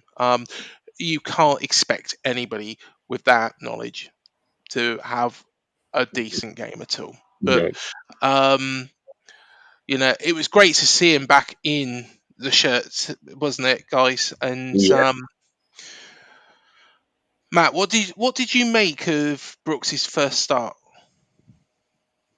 There was glimmers of his old self, and we can't expect to see everything straight away. I think the way that Gary O'Neill and the club and have eased his way back in. He's had a few setbacks during the mid part of the season, and there's glimmers of his old self there. And it was lovely to see him back out there. It really was starting, and I really, really think if we can get a good pre-season done and him under his belt, he will be such an asset to this squad next. It will be like a new signing. I really, really think that. I really do. And he will be back to his old best. But it was just nice to see some glimmers of that yesterday. That free kick as well that he took. I was right. If I'm right in thinking, it took a bit of a deflection. I did film it actually on my phone because I thought it was going to be the moment, and I thought he is going to put this in the back of the net, and this crowd is going to go wild. And it didn't happen. But Max, of course, you was watching during the watch along. What did you make of that free kick from Brooks? I was probably thinking what you was thinking, because when I was looking at the when I was watching it off my TV because I had a stream up, I thought like this is in a decent position here, about 20 yards out, because you don't want it too close, otherwise it will probably hit the wall. Unless you go low driven and hope for the best of players jumps and they haven't got a player under the wall. But you know, you've seen that before in football sometimes. But when it with David's free kick, when it was quite a bit out in a nice position, I thought, yeah, if he hits this right, because it could go in the back of the net. But it took a deflection and went over. But could I just say, if that didn't take a deflection, what do you think the odds of that are going in? Go on, guys. Oh wow, yeah. I mean, It's hard, isn't it, to say, because would it have been on target? I think it was. I think I it's think more it a was. question rather than the odds of it going in. Would it have been on target? And I think it would have been. Yeah, I think it was go on target. The deflection happened. I mean, De Would Gea De was on Gea? form, wasn't he? He was on form yesterday. Yeah. That's It the was other funny. question. The problem is, right, Mm.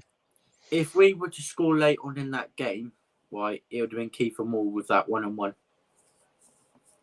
Because if I'm wrong, correct me if I'm wrong, Kiefer Moore's for on goal and he tried being cocky and going far post.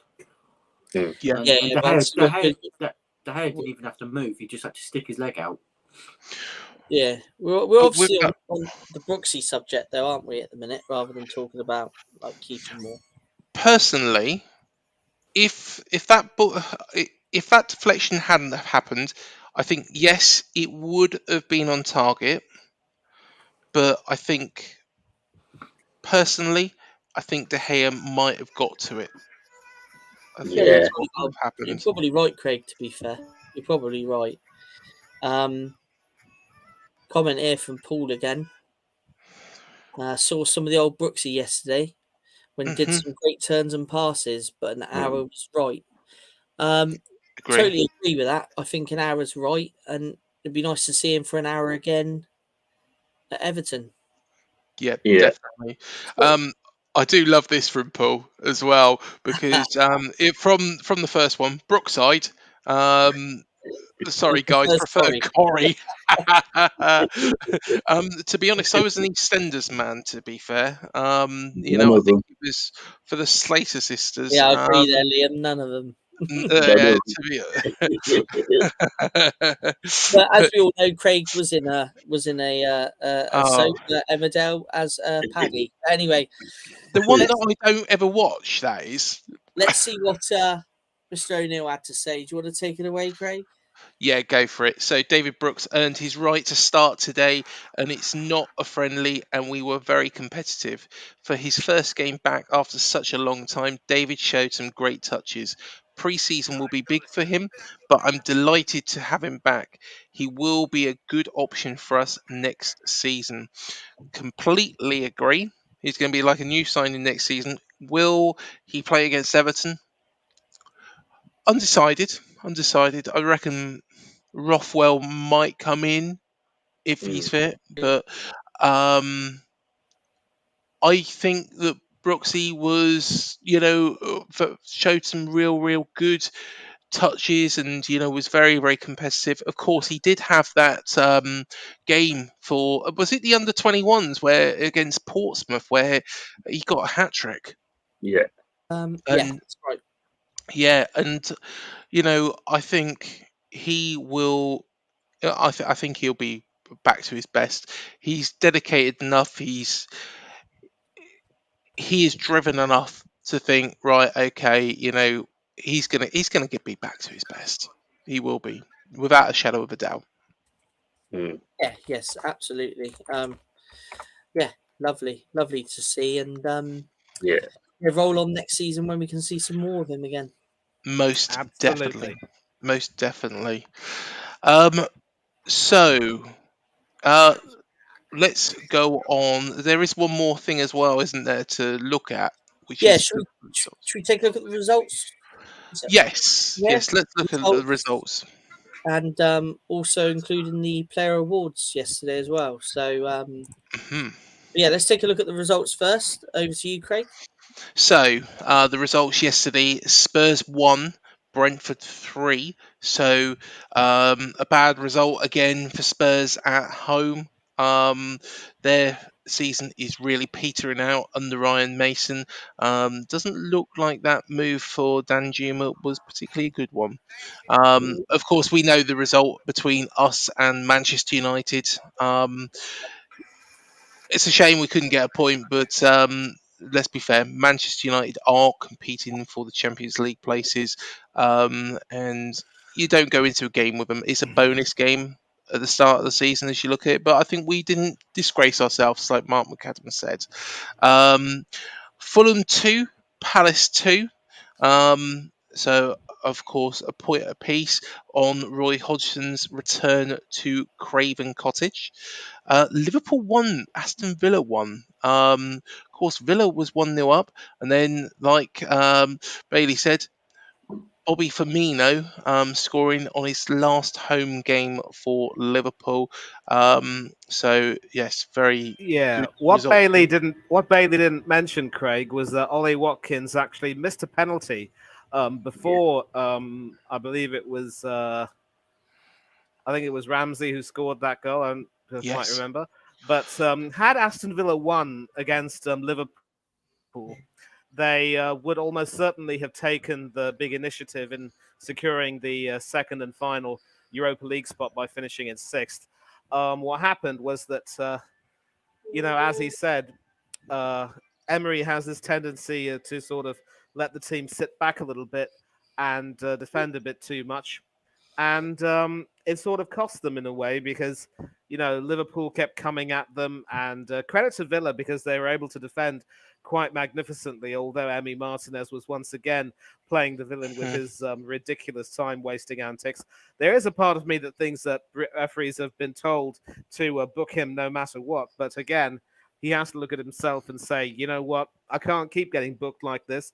And I'm a bit surprised that he hasn't actually been banned for a game in lieu of receiving the amount of cards that he has. But Aston Villa defended well and they prevented Liverpool from snatching what probably would have been an undeserved winner. And I think it's poetic justice, really. Sorry to all you Liverpool fans. But for the form that Liverpool have showed away from home this season, the fact that they weren't quite able to get their act together until the very end when they started scoring goals for fun, it just goes to show that you cannot allow yourself to do too much to do come the end of the season. So Liverpool will be in the Europa League because I don't see Newcastle or Manchester City failing to get points in the 2 games they have left, and Liverpool only have the 1 game left. And Aston Villa, well, they could have been in pole position for a Europa League spot. They might have to settle for a Conference League spot unless the wackiest sequence of results goes against Brighton in their next 2 games. Bear in mind, of course, they play Manchester City. But I saw the second half of that game. I was supposed to be watching the second half of Bournemouth United, but instead they switched it to Liverpool Villa.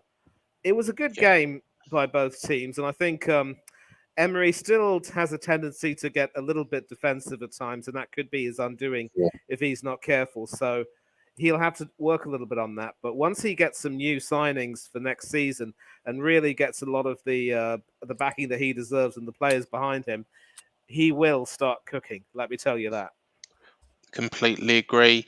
The next result is a massive one. Wolves were 1-0 up, but on the 99th minute, Yerry Mina equalised for Everton. Now, how big is that point going to be for Everton at the end of the season? It already looks quite big, but we shall see. Forest beat Arsenal, of course, 1-0. Unfortunately, the season is petering out a little bit for Arsenal. I think it's ever since really Man City took over, wasn't it, Manny? If we, without being harsh, I think ever since Man City got themselves into that top spot, it seems to have petered out a little. I agree, and as I told you, it was as if the players themselves decided, why should we even bother? Let's just give up the ghost. At least for the sake of the fans who believed in you, could you not have stretched out the fight a little bit longer, and that's what's really, really, really hurtful about the whole thing. And all I can say is, roll on next season. The boys have no excuse now. The manager has no excuse. And some of the players either have to shape up or ship out. Simple as that. Yeah, I think Arteta has, but I think he will do, and I think he will be planning for next season what he needs to actually, because you're not far away from Man City in terms of getting yourself across that line. As a team, Arsenal were excellent earlier on in the season. It's just fallen off and a little bit off the boil recently. Yeah, I will say this, Craig. The league is not won after a number of games less than 38, unless you are that good. And bear in mind that although we did start the season very well, well begun is only really half done. It's not completely done. And consider this: we were 8 points ahead of them at one stage, although they had played a game extra. And now we look set to end the season 10 to 13 points behind them. What a huge points swing. And in as much as City have recovered magnificently and deserve to win, we have to be honest with ourselves and say that down the stretch, we just didn't look like a proper winning team. And one thing which I will say right now to certain people, is that people like me can't be served rubbish and have that being called a roast dinner. Because that win against you lot, with Reece Nelson scoring that, in my opinion, heartbreakingly late winner for you lot, because let's face it, you lot outplayed us and deserved to win that game. It papered over a lot of cracks. And eventually, when we played Southampton, we got found out. So there is a lot to learn, and we can't simply, demand respect for the fact that despite being a young team, we made it difficult for Manchester City in theory, and then say that because of that same, because of the fact that we have that youth and inexperience, we ended up losing. It's like wanting to have both the penny and the bun, and that's just not on for me. No, completely agree. Of course, today we had West Ham 3, Leeds 1. Leeds went ahead through Rodrigo, but of course was beaten 3-1 at the London Stadium. Brighton won 3-1 against Southampton. Southampton thought they'd equalised, actually. Thought they got it to 2-2, but instead it was chalked out, and then Brighton went and scored a third one. And then, of course, the champions Manchester City beat Chelsea. I watched a bit of that match. It wasn't the most spectacular. Man City do what they do. They're a very good side, don't get me wrong. Was it exciting to watch? Not particularly. But now I guess that they have got their focus on, firstly, the FA Cup final. Of course, they're going to be playing Manchester United in that. And then, of course, the Champions League final. In fact, I believe we've got a Manchester United fan with us, and we will bring him in just a moment. And that last game there on Monday, the 22nd of May, of course, tomorrow. Well, that's do or die really for Leicester. They have to somehow get 3 points up at Newcastle. They get those 3 points, they actually go out of the relegation zone on goal difference above Everton. Let's be fair though, they lose that game. I think that's pretty much it. It is it. And you think it is it? Agreed, because look, they're still going to be stuck on 30 points. And even if they win their last game, they'll end up with 33. For James's. Yeah. I mean, yeah, that's exactly. Even if if Leicester lose to Newcastle, then Everton will probably have to try and beat you lot. I mean, Leicester will have to win their last game and hope that you give Everton a good thrashing, because Leicester do have the advantage of the goal difference. But one demoralising defeat to Newcastle, and I really can't see them lifting themselves up for their last game of the season. I mean, what a jammy season this is. They're still in it, though. It's crazy, isn't it? And I think, personally,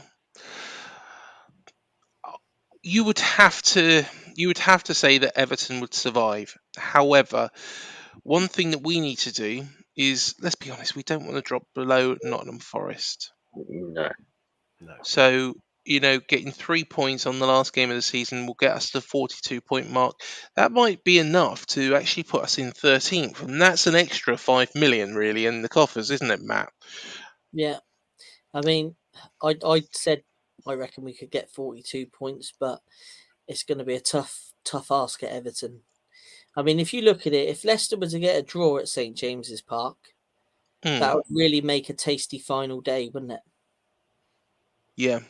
And for me, like I say, I hope we beat Everton, but it might be a case that Leeds and Leicester both lose their last game on the end, last day of the season, so Everton will stay up regardless to the result anyway.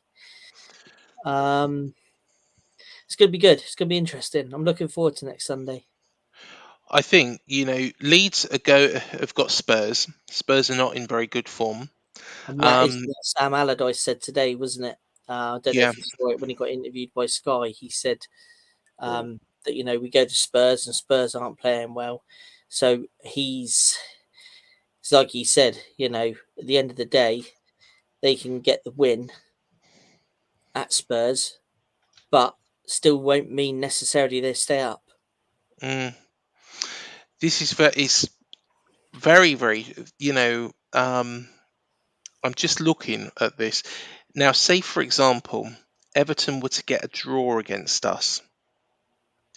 And, say, for example, Leicester are out of it. If Everton were to get a draw, but Leeds were to beat Spurs 3-0, it's not impossible.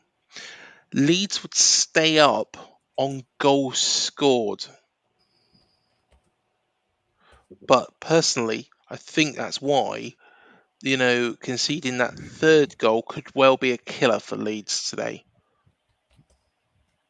Yeah.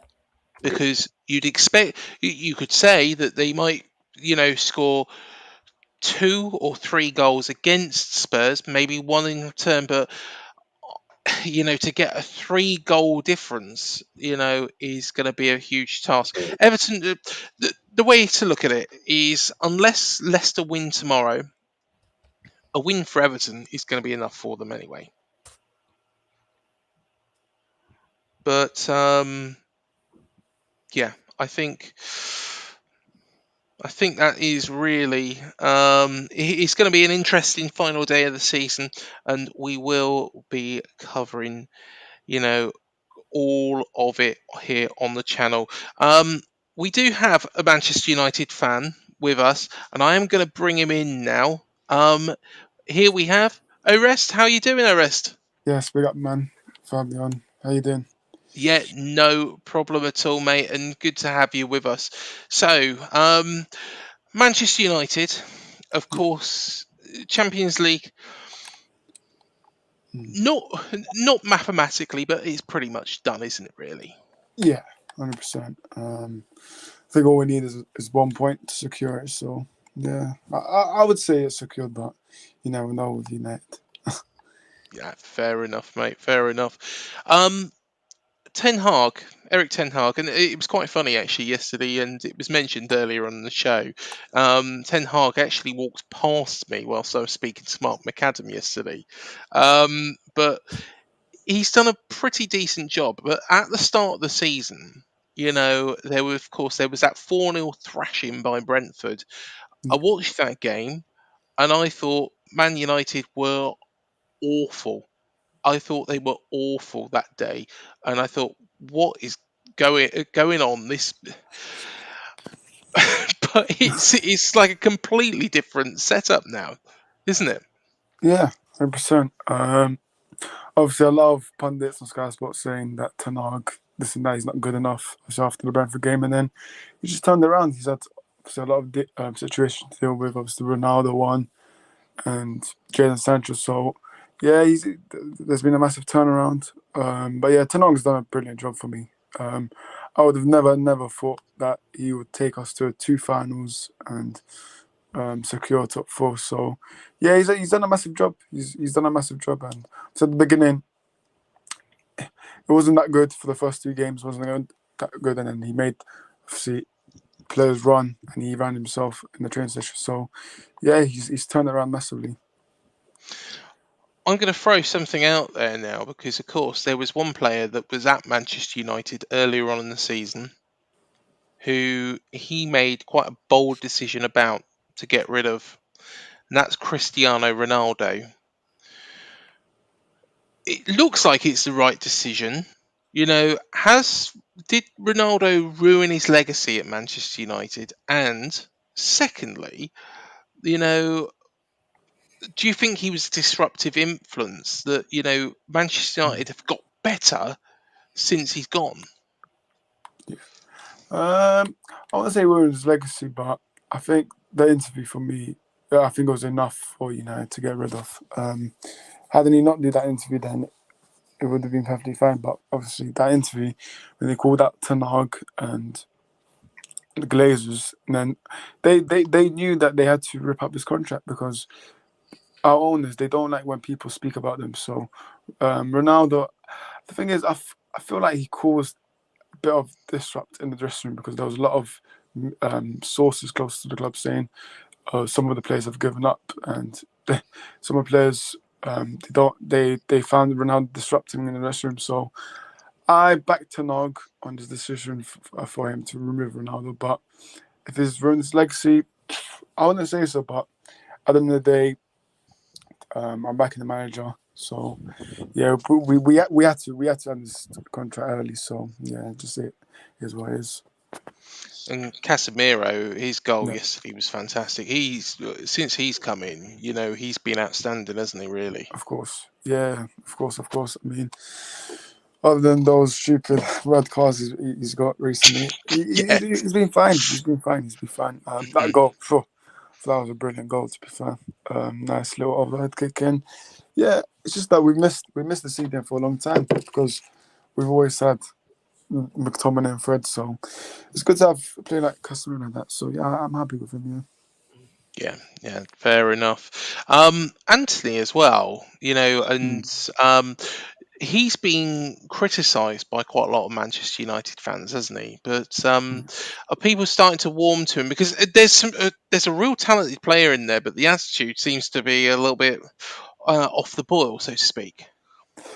Yeah, I mean with Anthony, I'm not that type of United fan to say that he's rubbish in that. I think what he brings on the pitch, I think he shows a bit of quality. Yes, people may say he needs to use the right foot and cross a bit more, but I don't think he's done that bad, to be fair. It's his first season in the new league, and yes, the numbers might not speak enough about the price that we got him for, but I think he's done enough, to be fair. But yeah, you'll get pundits like these calling that. But with Anthony, I think I now understand why Ten Hag is brought him, because he brings a bit of creativity in the wing. So yeah, I'm happy with Anthony. But as I said, it's his first season, so I think he'll adjust to it the following next seasons.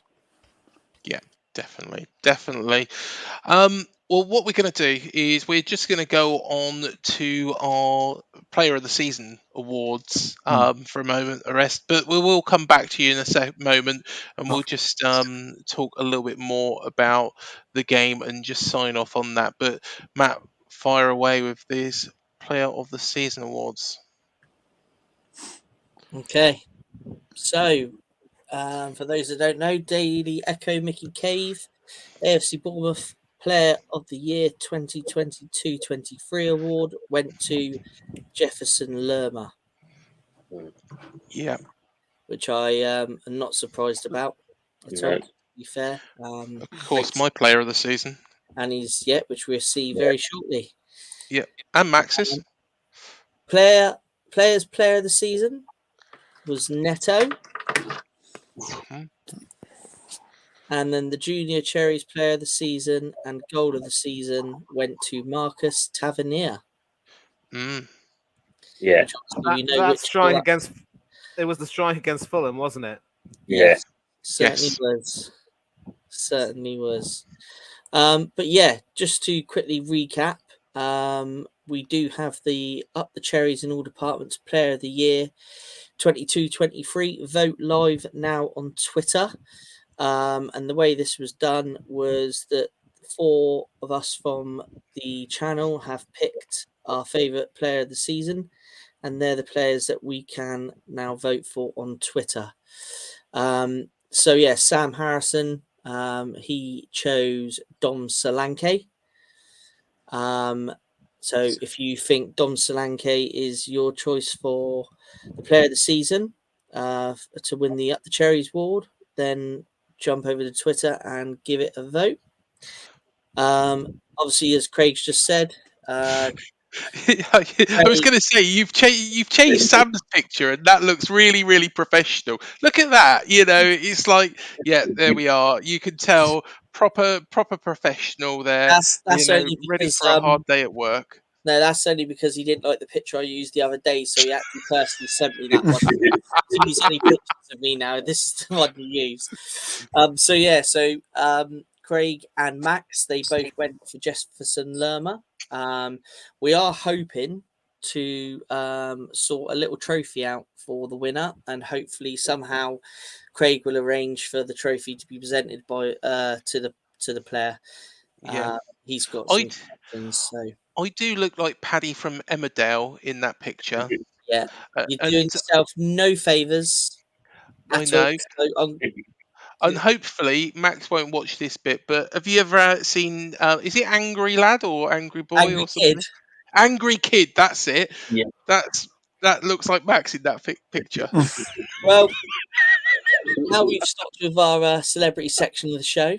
If you think that Jefferson Lerma should be crowned the Up the Cherries in all departments player of the season, then jump over to Twitter and vote for him. And finally, my player of the season is Neto. So if you feel that Neto deserves the vote, then jump across to the Twitter page, which Craig will put the link into the description at some Yes, point. I If shall not, do. pop onto our Facebook page. The link's there. If not, just find us on Twitter. I'm sure it's very easy. And yeah, like I say, there will be a trophy hopefully presented to the winning player. And there is David Brent from The Office in a Bournemouth shirt. There you are. Who knew? Who knew? um, Before we go, like I said to Orest, is we'll cover off just a couple of points about Manchester United, of course. Just going round the room, Manchester United with or without Cristiano Ronaldo. Manny, I'll go to you first. Since Man United have got rid of Cristiano Ronaldo, what do you feel that whole burden, that whole influence that he had over that side has gone? I'd have to say yes. I think Oris can also will also remember that the previous season, although Ronaldo had finished the season as the team's top scorer, was it? I don't know if that was necessarily the previous season or the season before that when Solskjaer was in charge. I think the problem was that with him having scoring so many goals, the system was sort of made to be more around him, as it were. And although you take a look at how he's playing in the Middle East, how he's still getting picked to play for Portugal, I have absolutely no idea. I still don't know what Bobby Martinez sees in him, to be honest. And to think that this fellow could actually make history by being the first ever player to earn 200 senior caps in men's international football. Personally, I think that won't do anything to make him the greatest of all time. That honor goes to Lionel Andres Messi. But back to the question, since relegating Ronaldo to be more of a peripheral figure, Ten Hag obviously opted to try and make some other players in the team, the likes of Rashford, for example, more of the focal point, and then build a team around certain other players. and Ronaldo wasn't really willing to be a bench warmer. And it just so happened, of course, that this was the World Cup season. He felt he was better than that, and he wanted to get more and more games. I think it was a case of, a combination of karma and Father Time, telling him, sorry, Ten Hag was right. Your powers are fading, and it's time for you to accept that role. And that's the worst part about players who have that hubris at a certain age. Instead of being willing to know their limitations and accept the role that the manager offers them, they see it fit to try and still demand more because they think that they are physically fit enough to be able to handle it. There are some people who will say, well, of course he is fit. You take a look at his gym pictures, but there's a lot more than really meets the eye. And for the type of game he plays, he just doesn't have the legs for that anymore, to be frank. And of course, ever since he left, you could see that the team, independent of him, were able to be a more united side. I wouldn't necessarily call it Manchester divided when Ronaldo was there, but you could see the improvement for yourself. And they've recovered well. They've had a few, stutters in between, losing games they shouldn't have lost. But they will secure Champions League football. And I will be hoping, with some gritted teeth, that they beat City and deprive them of the treble. This isn't sour grapes as an Arsenal fan who's bitter about them, pinching the league from us. They deserve the league. We bottled it. We had our chances and we didn't take them. But I want to see Manchester United turn up on that Wembley Cup final day and make sure that they win a second trophy. And I think that will really, really vindicate that decision even more to get rid of Ronaldo. Yeah. Any more comments on the Ronaldo stuff, Liam, Matt? All I'll just quickly say is that sometimes, you shouldn't ever go back. And I think that was probably one of the occasions where he shouldn't have gone back. Players do it every now and then, don't they? And sometimes it works, but a lot of time you see it not work. So are Man United better off without him? Absolutely. Yeah. I think you've seen that since he's left, and it's I'm sure it was fantastic for the money making side of things, because the shirt sales and all that would have rocketed. But in terms of on the pitch, not a great deal, really. No, that's fair enough. I interrupted you there, Liam. Sorry, mate. If you want to go, I say without. Yeah, definitely. Well, he was in his calling. Yeah. Yeah, absolutely, mate. Well, the last thing I wanted to cover as well, actually, is quite funny that Manny said about that FA Cup, of course, and Manchester United back in 1999, of course, won the treble. Manchester City could well do that, but, and I know where I'm going with this, if Manchester City do that, which is the better treble of the two? Throw it out there. The way United won it, I'd say United.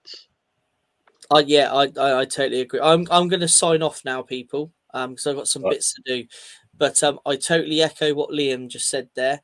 I would say, obviously, depends how the FA Cup final and the Champions League final goes for City. But if they do win it, and it's not like circumstances like that Bayern Munich final at Barcelona was like, then I would always say the original treble of 1999 would be the best one. But that's just my personal opinion. I'm going with Manny, though. I want United to turn up and I want United to win the FA Cup, because I don't want to see City do the treble, to be honest. That's just me. Hey ho, signing off, and I'll see everybody for cherry picking Friday. Big up, Matt. Big up, Matt. See you then. Cheerio. See you later, See you, mate. Yeah, big up, Matt. And Manny, what's your choice out of 99 or if City do the treble this season? 99 is a painful one, Craig, because the season before that we did the double. And we were actually on track to try to secure a second consecutive double. Our Champions League performance that season wasn't exactly, anything to remember. But the tragic nature of losing that semi-final and also losing the league despite going all the way to the final day of the season. It hurt, but it is a testament to that Manchester United team that they found the bottle in them to, you know, pull out the rabbit from the hat and make sure they would win. Now, this Manchester City team have obviously, steamrolled a lot of teams en route to the Champions League final. And of course, when it comes to the FA Cup, again, they were quite efficient. And they also knocked us out before the, I want to say, the quarterfinals, if I'm not wrong. But I don't think they've had any real tests. But history tells us that when it comes to a big final, I remember the 2021 final when Guardiola came up against Thomas Tuchel and his Chelsea team, and Guardiola literally choked by leaving his creative players on the bench and only bringing them on when it was almost too little too late. If he's a smart enough person, he won't make that mistake this time around. And he has been smart enough to avoid continuing to play the ridiculous inverted system that our manager, his former number 2, has been applying for us this season. And, for him to say that Kyle Walker wasn't good enough to be a part of his plans and then pick him for the most important games after that, it's either a change of heart from him or maybe a motivational tactic to get the best out of the wily old veteran. That's sort of the type of manager Guardiola is. But I actually believe that when it comes to a big game, he might come up against teams that are quite determined, who will probably look to solidify themselves and then capitalize on any mistakes that might be made, because there's always room for some mistakes in that Manchester City back four. It will be interesting to see who he picks in that last line of defense. And I think just to, in a nutshell, answer your question, I'd probably say that the United treble in '99 was better because that was a team you saw. Yes, they had their moments of luck, but so did Manchester City. But they also had a great deal of grit and bottle in them. And it was epitomized, of course, by Roy Keane's heroics in the semi-final, even though he ended up being suspended for the final. The other players did perform well to a man. Of course, Alex Ferguson nearly cost them that final by playing Ryan Giggs on the right. And it was only after Giggs switched back onto the left and Solskjaer and Sheringham came on that they ended up winning. But I say the 99 season was probably better because of the quality of the team then, but also the resilience they have. I just don't know if City necessarily have the same resilience. They've got the efficiency, they're like a machine, but when the going gets tough, will they get going? We haven't yet seen that from them. Very, very true. And Orest, I'm guessing which way you're probably going. Yeah, 99 for me, man. For me, it's the way how we did it, man. For me, like, I think no other team can do it like how we did it. Like, obviously, Manny talked about how we did it. So yeah, 99 for me. Yeah, and I'm going to go for 99 as well because that Manchester United side, Man City feels like it over a period of time it's been bought really, and personally, I think how Alex Ferguson managed that team and built that team, and the class of '92. Was something that Manchester United created. It wasn't bought. It wasn't bought. It was, created because of, hard work at the football club. So I'm going to go with 99. Last questions because, of course, City treble means more on where City have come from Ravi. There we go. So Ravi reckons the City, and to be fair, City were in Division 2 at one point. Believe it or not, they were relegated with Reading Stoke in 1998. So quite some time ago, and did play us back then as well. They won. In fact, the following season, they won the playoff final against Vince Bartram's Gillingham, if you remember. Vince Bartram, former Arsenal reserve goalkeeper. How nice. Yes. Yeah, there we go. And we'll end on this question because that actually ties quite nicely in to the next question. Thoughts on who the top keepers are in the Premier League and Europe? Go on, far away. I'd say Who you was Ramsdale one. No? I think Rambo will get there one day. I think, it's a case that he's still a young lad, but, goalkeepers have got a longer shelf life, if you could call it that, because some of the best goalkeepers, like Peter Schmeichel, for example, played into their latter years, and those goalkeepers, um, it's a position where sometimes you're not limited because you're not running around as much, on the pitch. Yeah. Um, for me,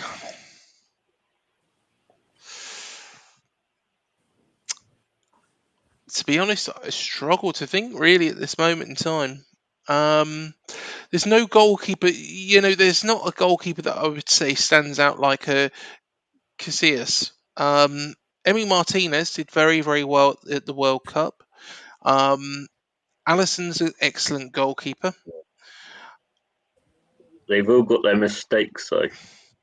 Exactly, that's the thing. Yeah. I don't, Casillas, when he was at Real Madrid, or Oliver Kahn when he was at Bayern Munich, those goalkeepers very, very rarely made mistakes, and you had to do something special against them to score a goal. Manny, go on. Who do you reckon's the best goalkeeper in the world at this moment in time? I go for all-round ability and not just excellence in one specific discipline. The reason why I don't consider Ramsdale to be one of the best in Europe is that, yes, he can land a goal kick on a sixpence, but I do notice quite a few technical deficiencies in his game. He's not the best at defending the ball at his near post. He's improved his play when it comes to one-on-ones. But if you observe the way he moves, Craig, he leaves a huge gap between his legs. Now, Yes. I know he's 6'2", so he's not necessarily very big for a goalkeeper, but you still want to try to make yourself exceptionally imposing. And when you walk such a way, because when he moves, he leaves a huge gap between his legs. It makes himself look a lot shorter. So he doesn't really have the ability to truly, dominate an exchange or a shot which is quite at him. People talk about the save he made at Newcastle United from Fabian Schär, which was quite crucial. But the header was actually quite weak, and a competent goalkeeper would actually have, made himself a little bit big, commanded more space, and actually caught that instead of trying to just volleyball that above Schär's head. Because if he hadn't had a strong enough hand, it would have gone straight back to Schär, who would have headed it back, and it would have gone in. So the best goalkeepers do not try to sweat the small stuff. They don't try to pull off camera saves and then try and make things difficult for themselves. And I think this season he's made more than a few mistakes that have cost us points in the back end, and also in the Europa League. He allowed himself to get beaten from the halfway line, which was exceptionally poor in my opinion. He didn't need to go walkabout. And then, of course, in the penalty shootout, he should have saved at least one or two. He will get better, and he does have time on his side. But having said that, I think a lot of these younger goalkeepers these days take it for granted that they've got a long time to improve because supposedly they mature late and get better late. And they say that they can just play the way they like playing. But no, when the best goalkeepers look to improve and get better and work really hard, no matter how old they are. So Ramsdale really needs to do some work. And the reason why I rate Emi Martinez as one of my top keepers in Europe is because people will have this narrative that he was never good enough at Arsenal, kept going out on loan more than a few times and ended up, somehow making it click at Reading, and then came back to Arsenal and won the FA Cup with us when Bernd Leno was injured. In those games with Arsenal in that season, he really showed how he had evolved and what a quality keeper he was. He could have been our new David Seaman, but Arteta decided to sell him and stick with the German blue-eyed boy. And we all know that it didn't really work out for the best for us, really. And obviously, the World Cup and Copa America and Franchi Trophy with Argentina's side. He's also won trophies with Arsenal. And the best thing about him is that he is exceptionally consistent. He doesn't sweat the simple stuff.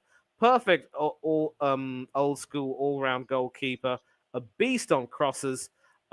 Excellent on one-on-one situations. Makes himself exceptionally big. Narrows his angles very well, and the way he works with his goalkeeping coaches will ensure that he won't make the same mistake twice. And he's also evolved his game to be able to play out from the back a little bit more effectively. So, ironically, he'd be the perfect goalkeeper for Arteta. But Arteta's standards supposedly are about too high. But I think Martinez is one of the best in Europe. And if Villa get into Europe, I think he should stay and see that campaign through and then go on to maybe to lead Aston Villa to bigger and better things. That will give him a lot more satisfaction. My other two goalkeepers, I think a lot has been said about Thibaut Courtois and the saves Yeah. he's made in Europe this season. But again, of course, in the semi-final, he was run over by that rampant Manchester City team. And he's also showed with Belgium in the World Cup that he wasn't really quite on top of his game. I do like Alisson at Liverpool. I think he's still absolute quality. He's cut down a few of his mistakes. And Maignan from AC Milan, absolutely brilliant. Andre Onana has done really well for Inter Milan. And apart from that, I can't think of any other goalkeeper in France or not even Germany, surprisingly, who really can stake a claim to being a top quality keeper. If I have to choose, it probably would be. If I had to choose, it would probably be Emi Martinez, Mike Maignan, and Andre Onana. Harsh on Alisson, I know, but maybe earlier on this season, if he had been in better form, he would be stuck there. And I think Ravi has said it perfectly. He's okay, but he's no Alisson. He's no David Raya. He's no Edison. I don't even put Edison in that category. He's come up with some good saves recently, but he has also made some dreadful mistakes for City this season. And Raya, decent for Brentford, but he can still do a little bit more work on his game. And actually, a rest had to go as well. His vote was Edison, but also he's got Craig. You might know Plymouth's keeper Michael Cooper. He's a quality keeper. There we go. That is from Ravi.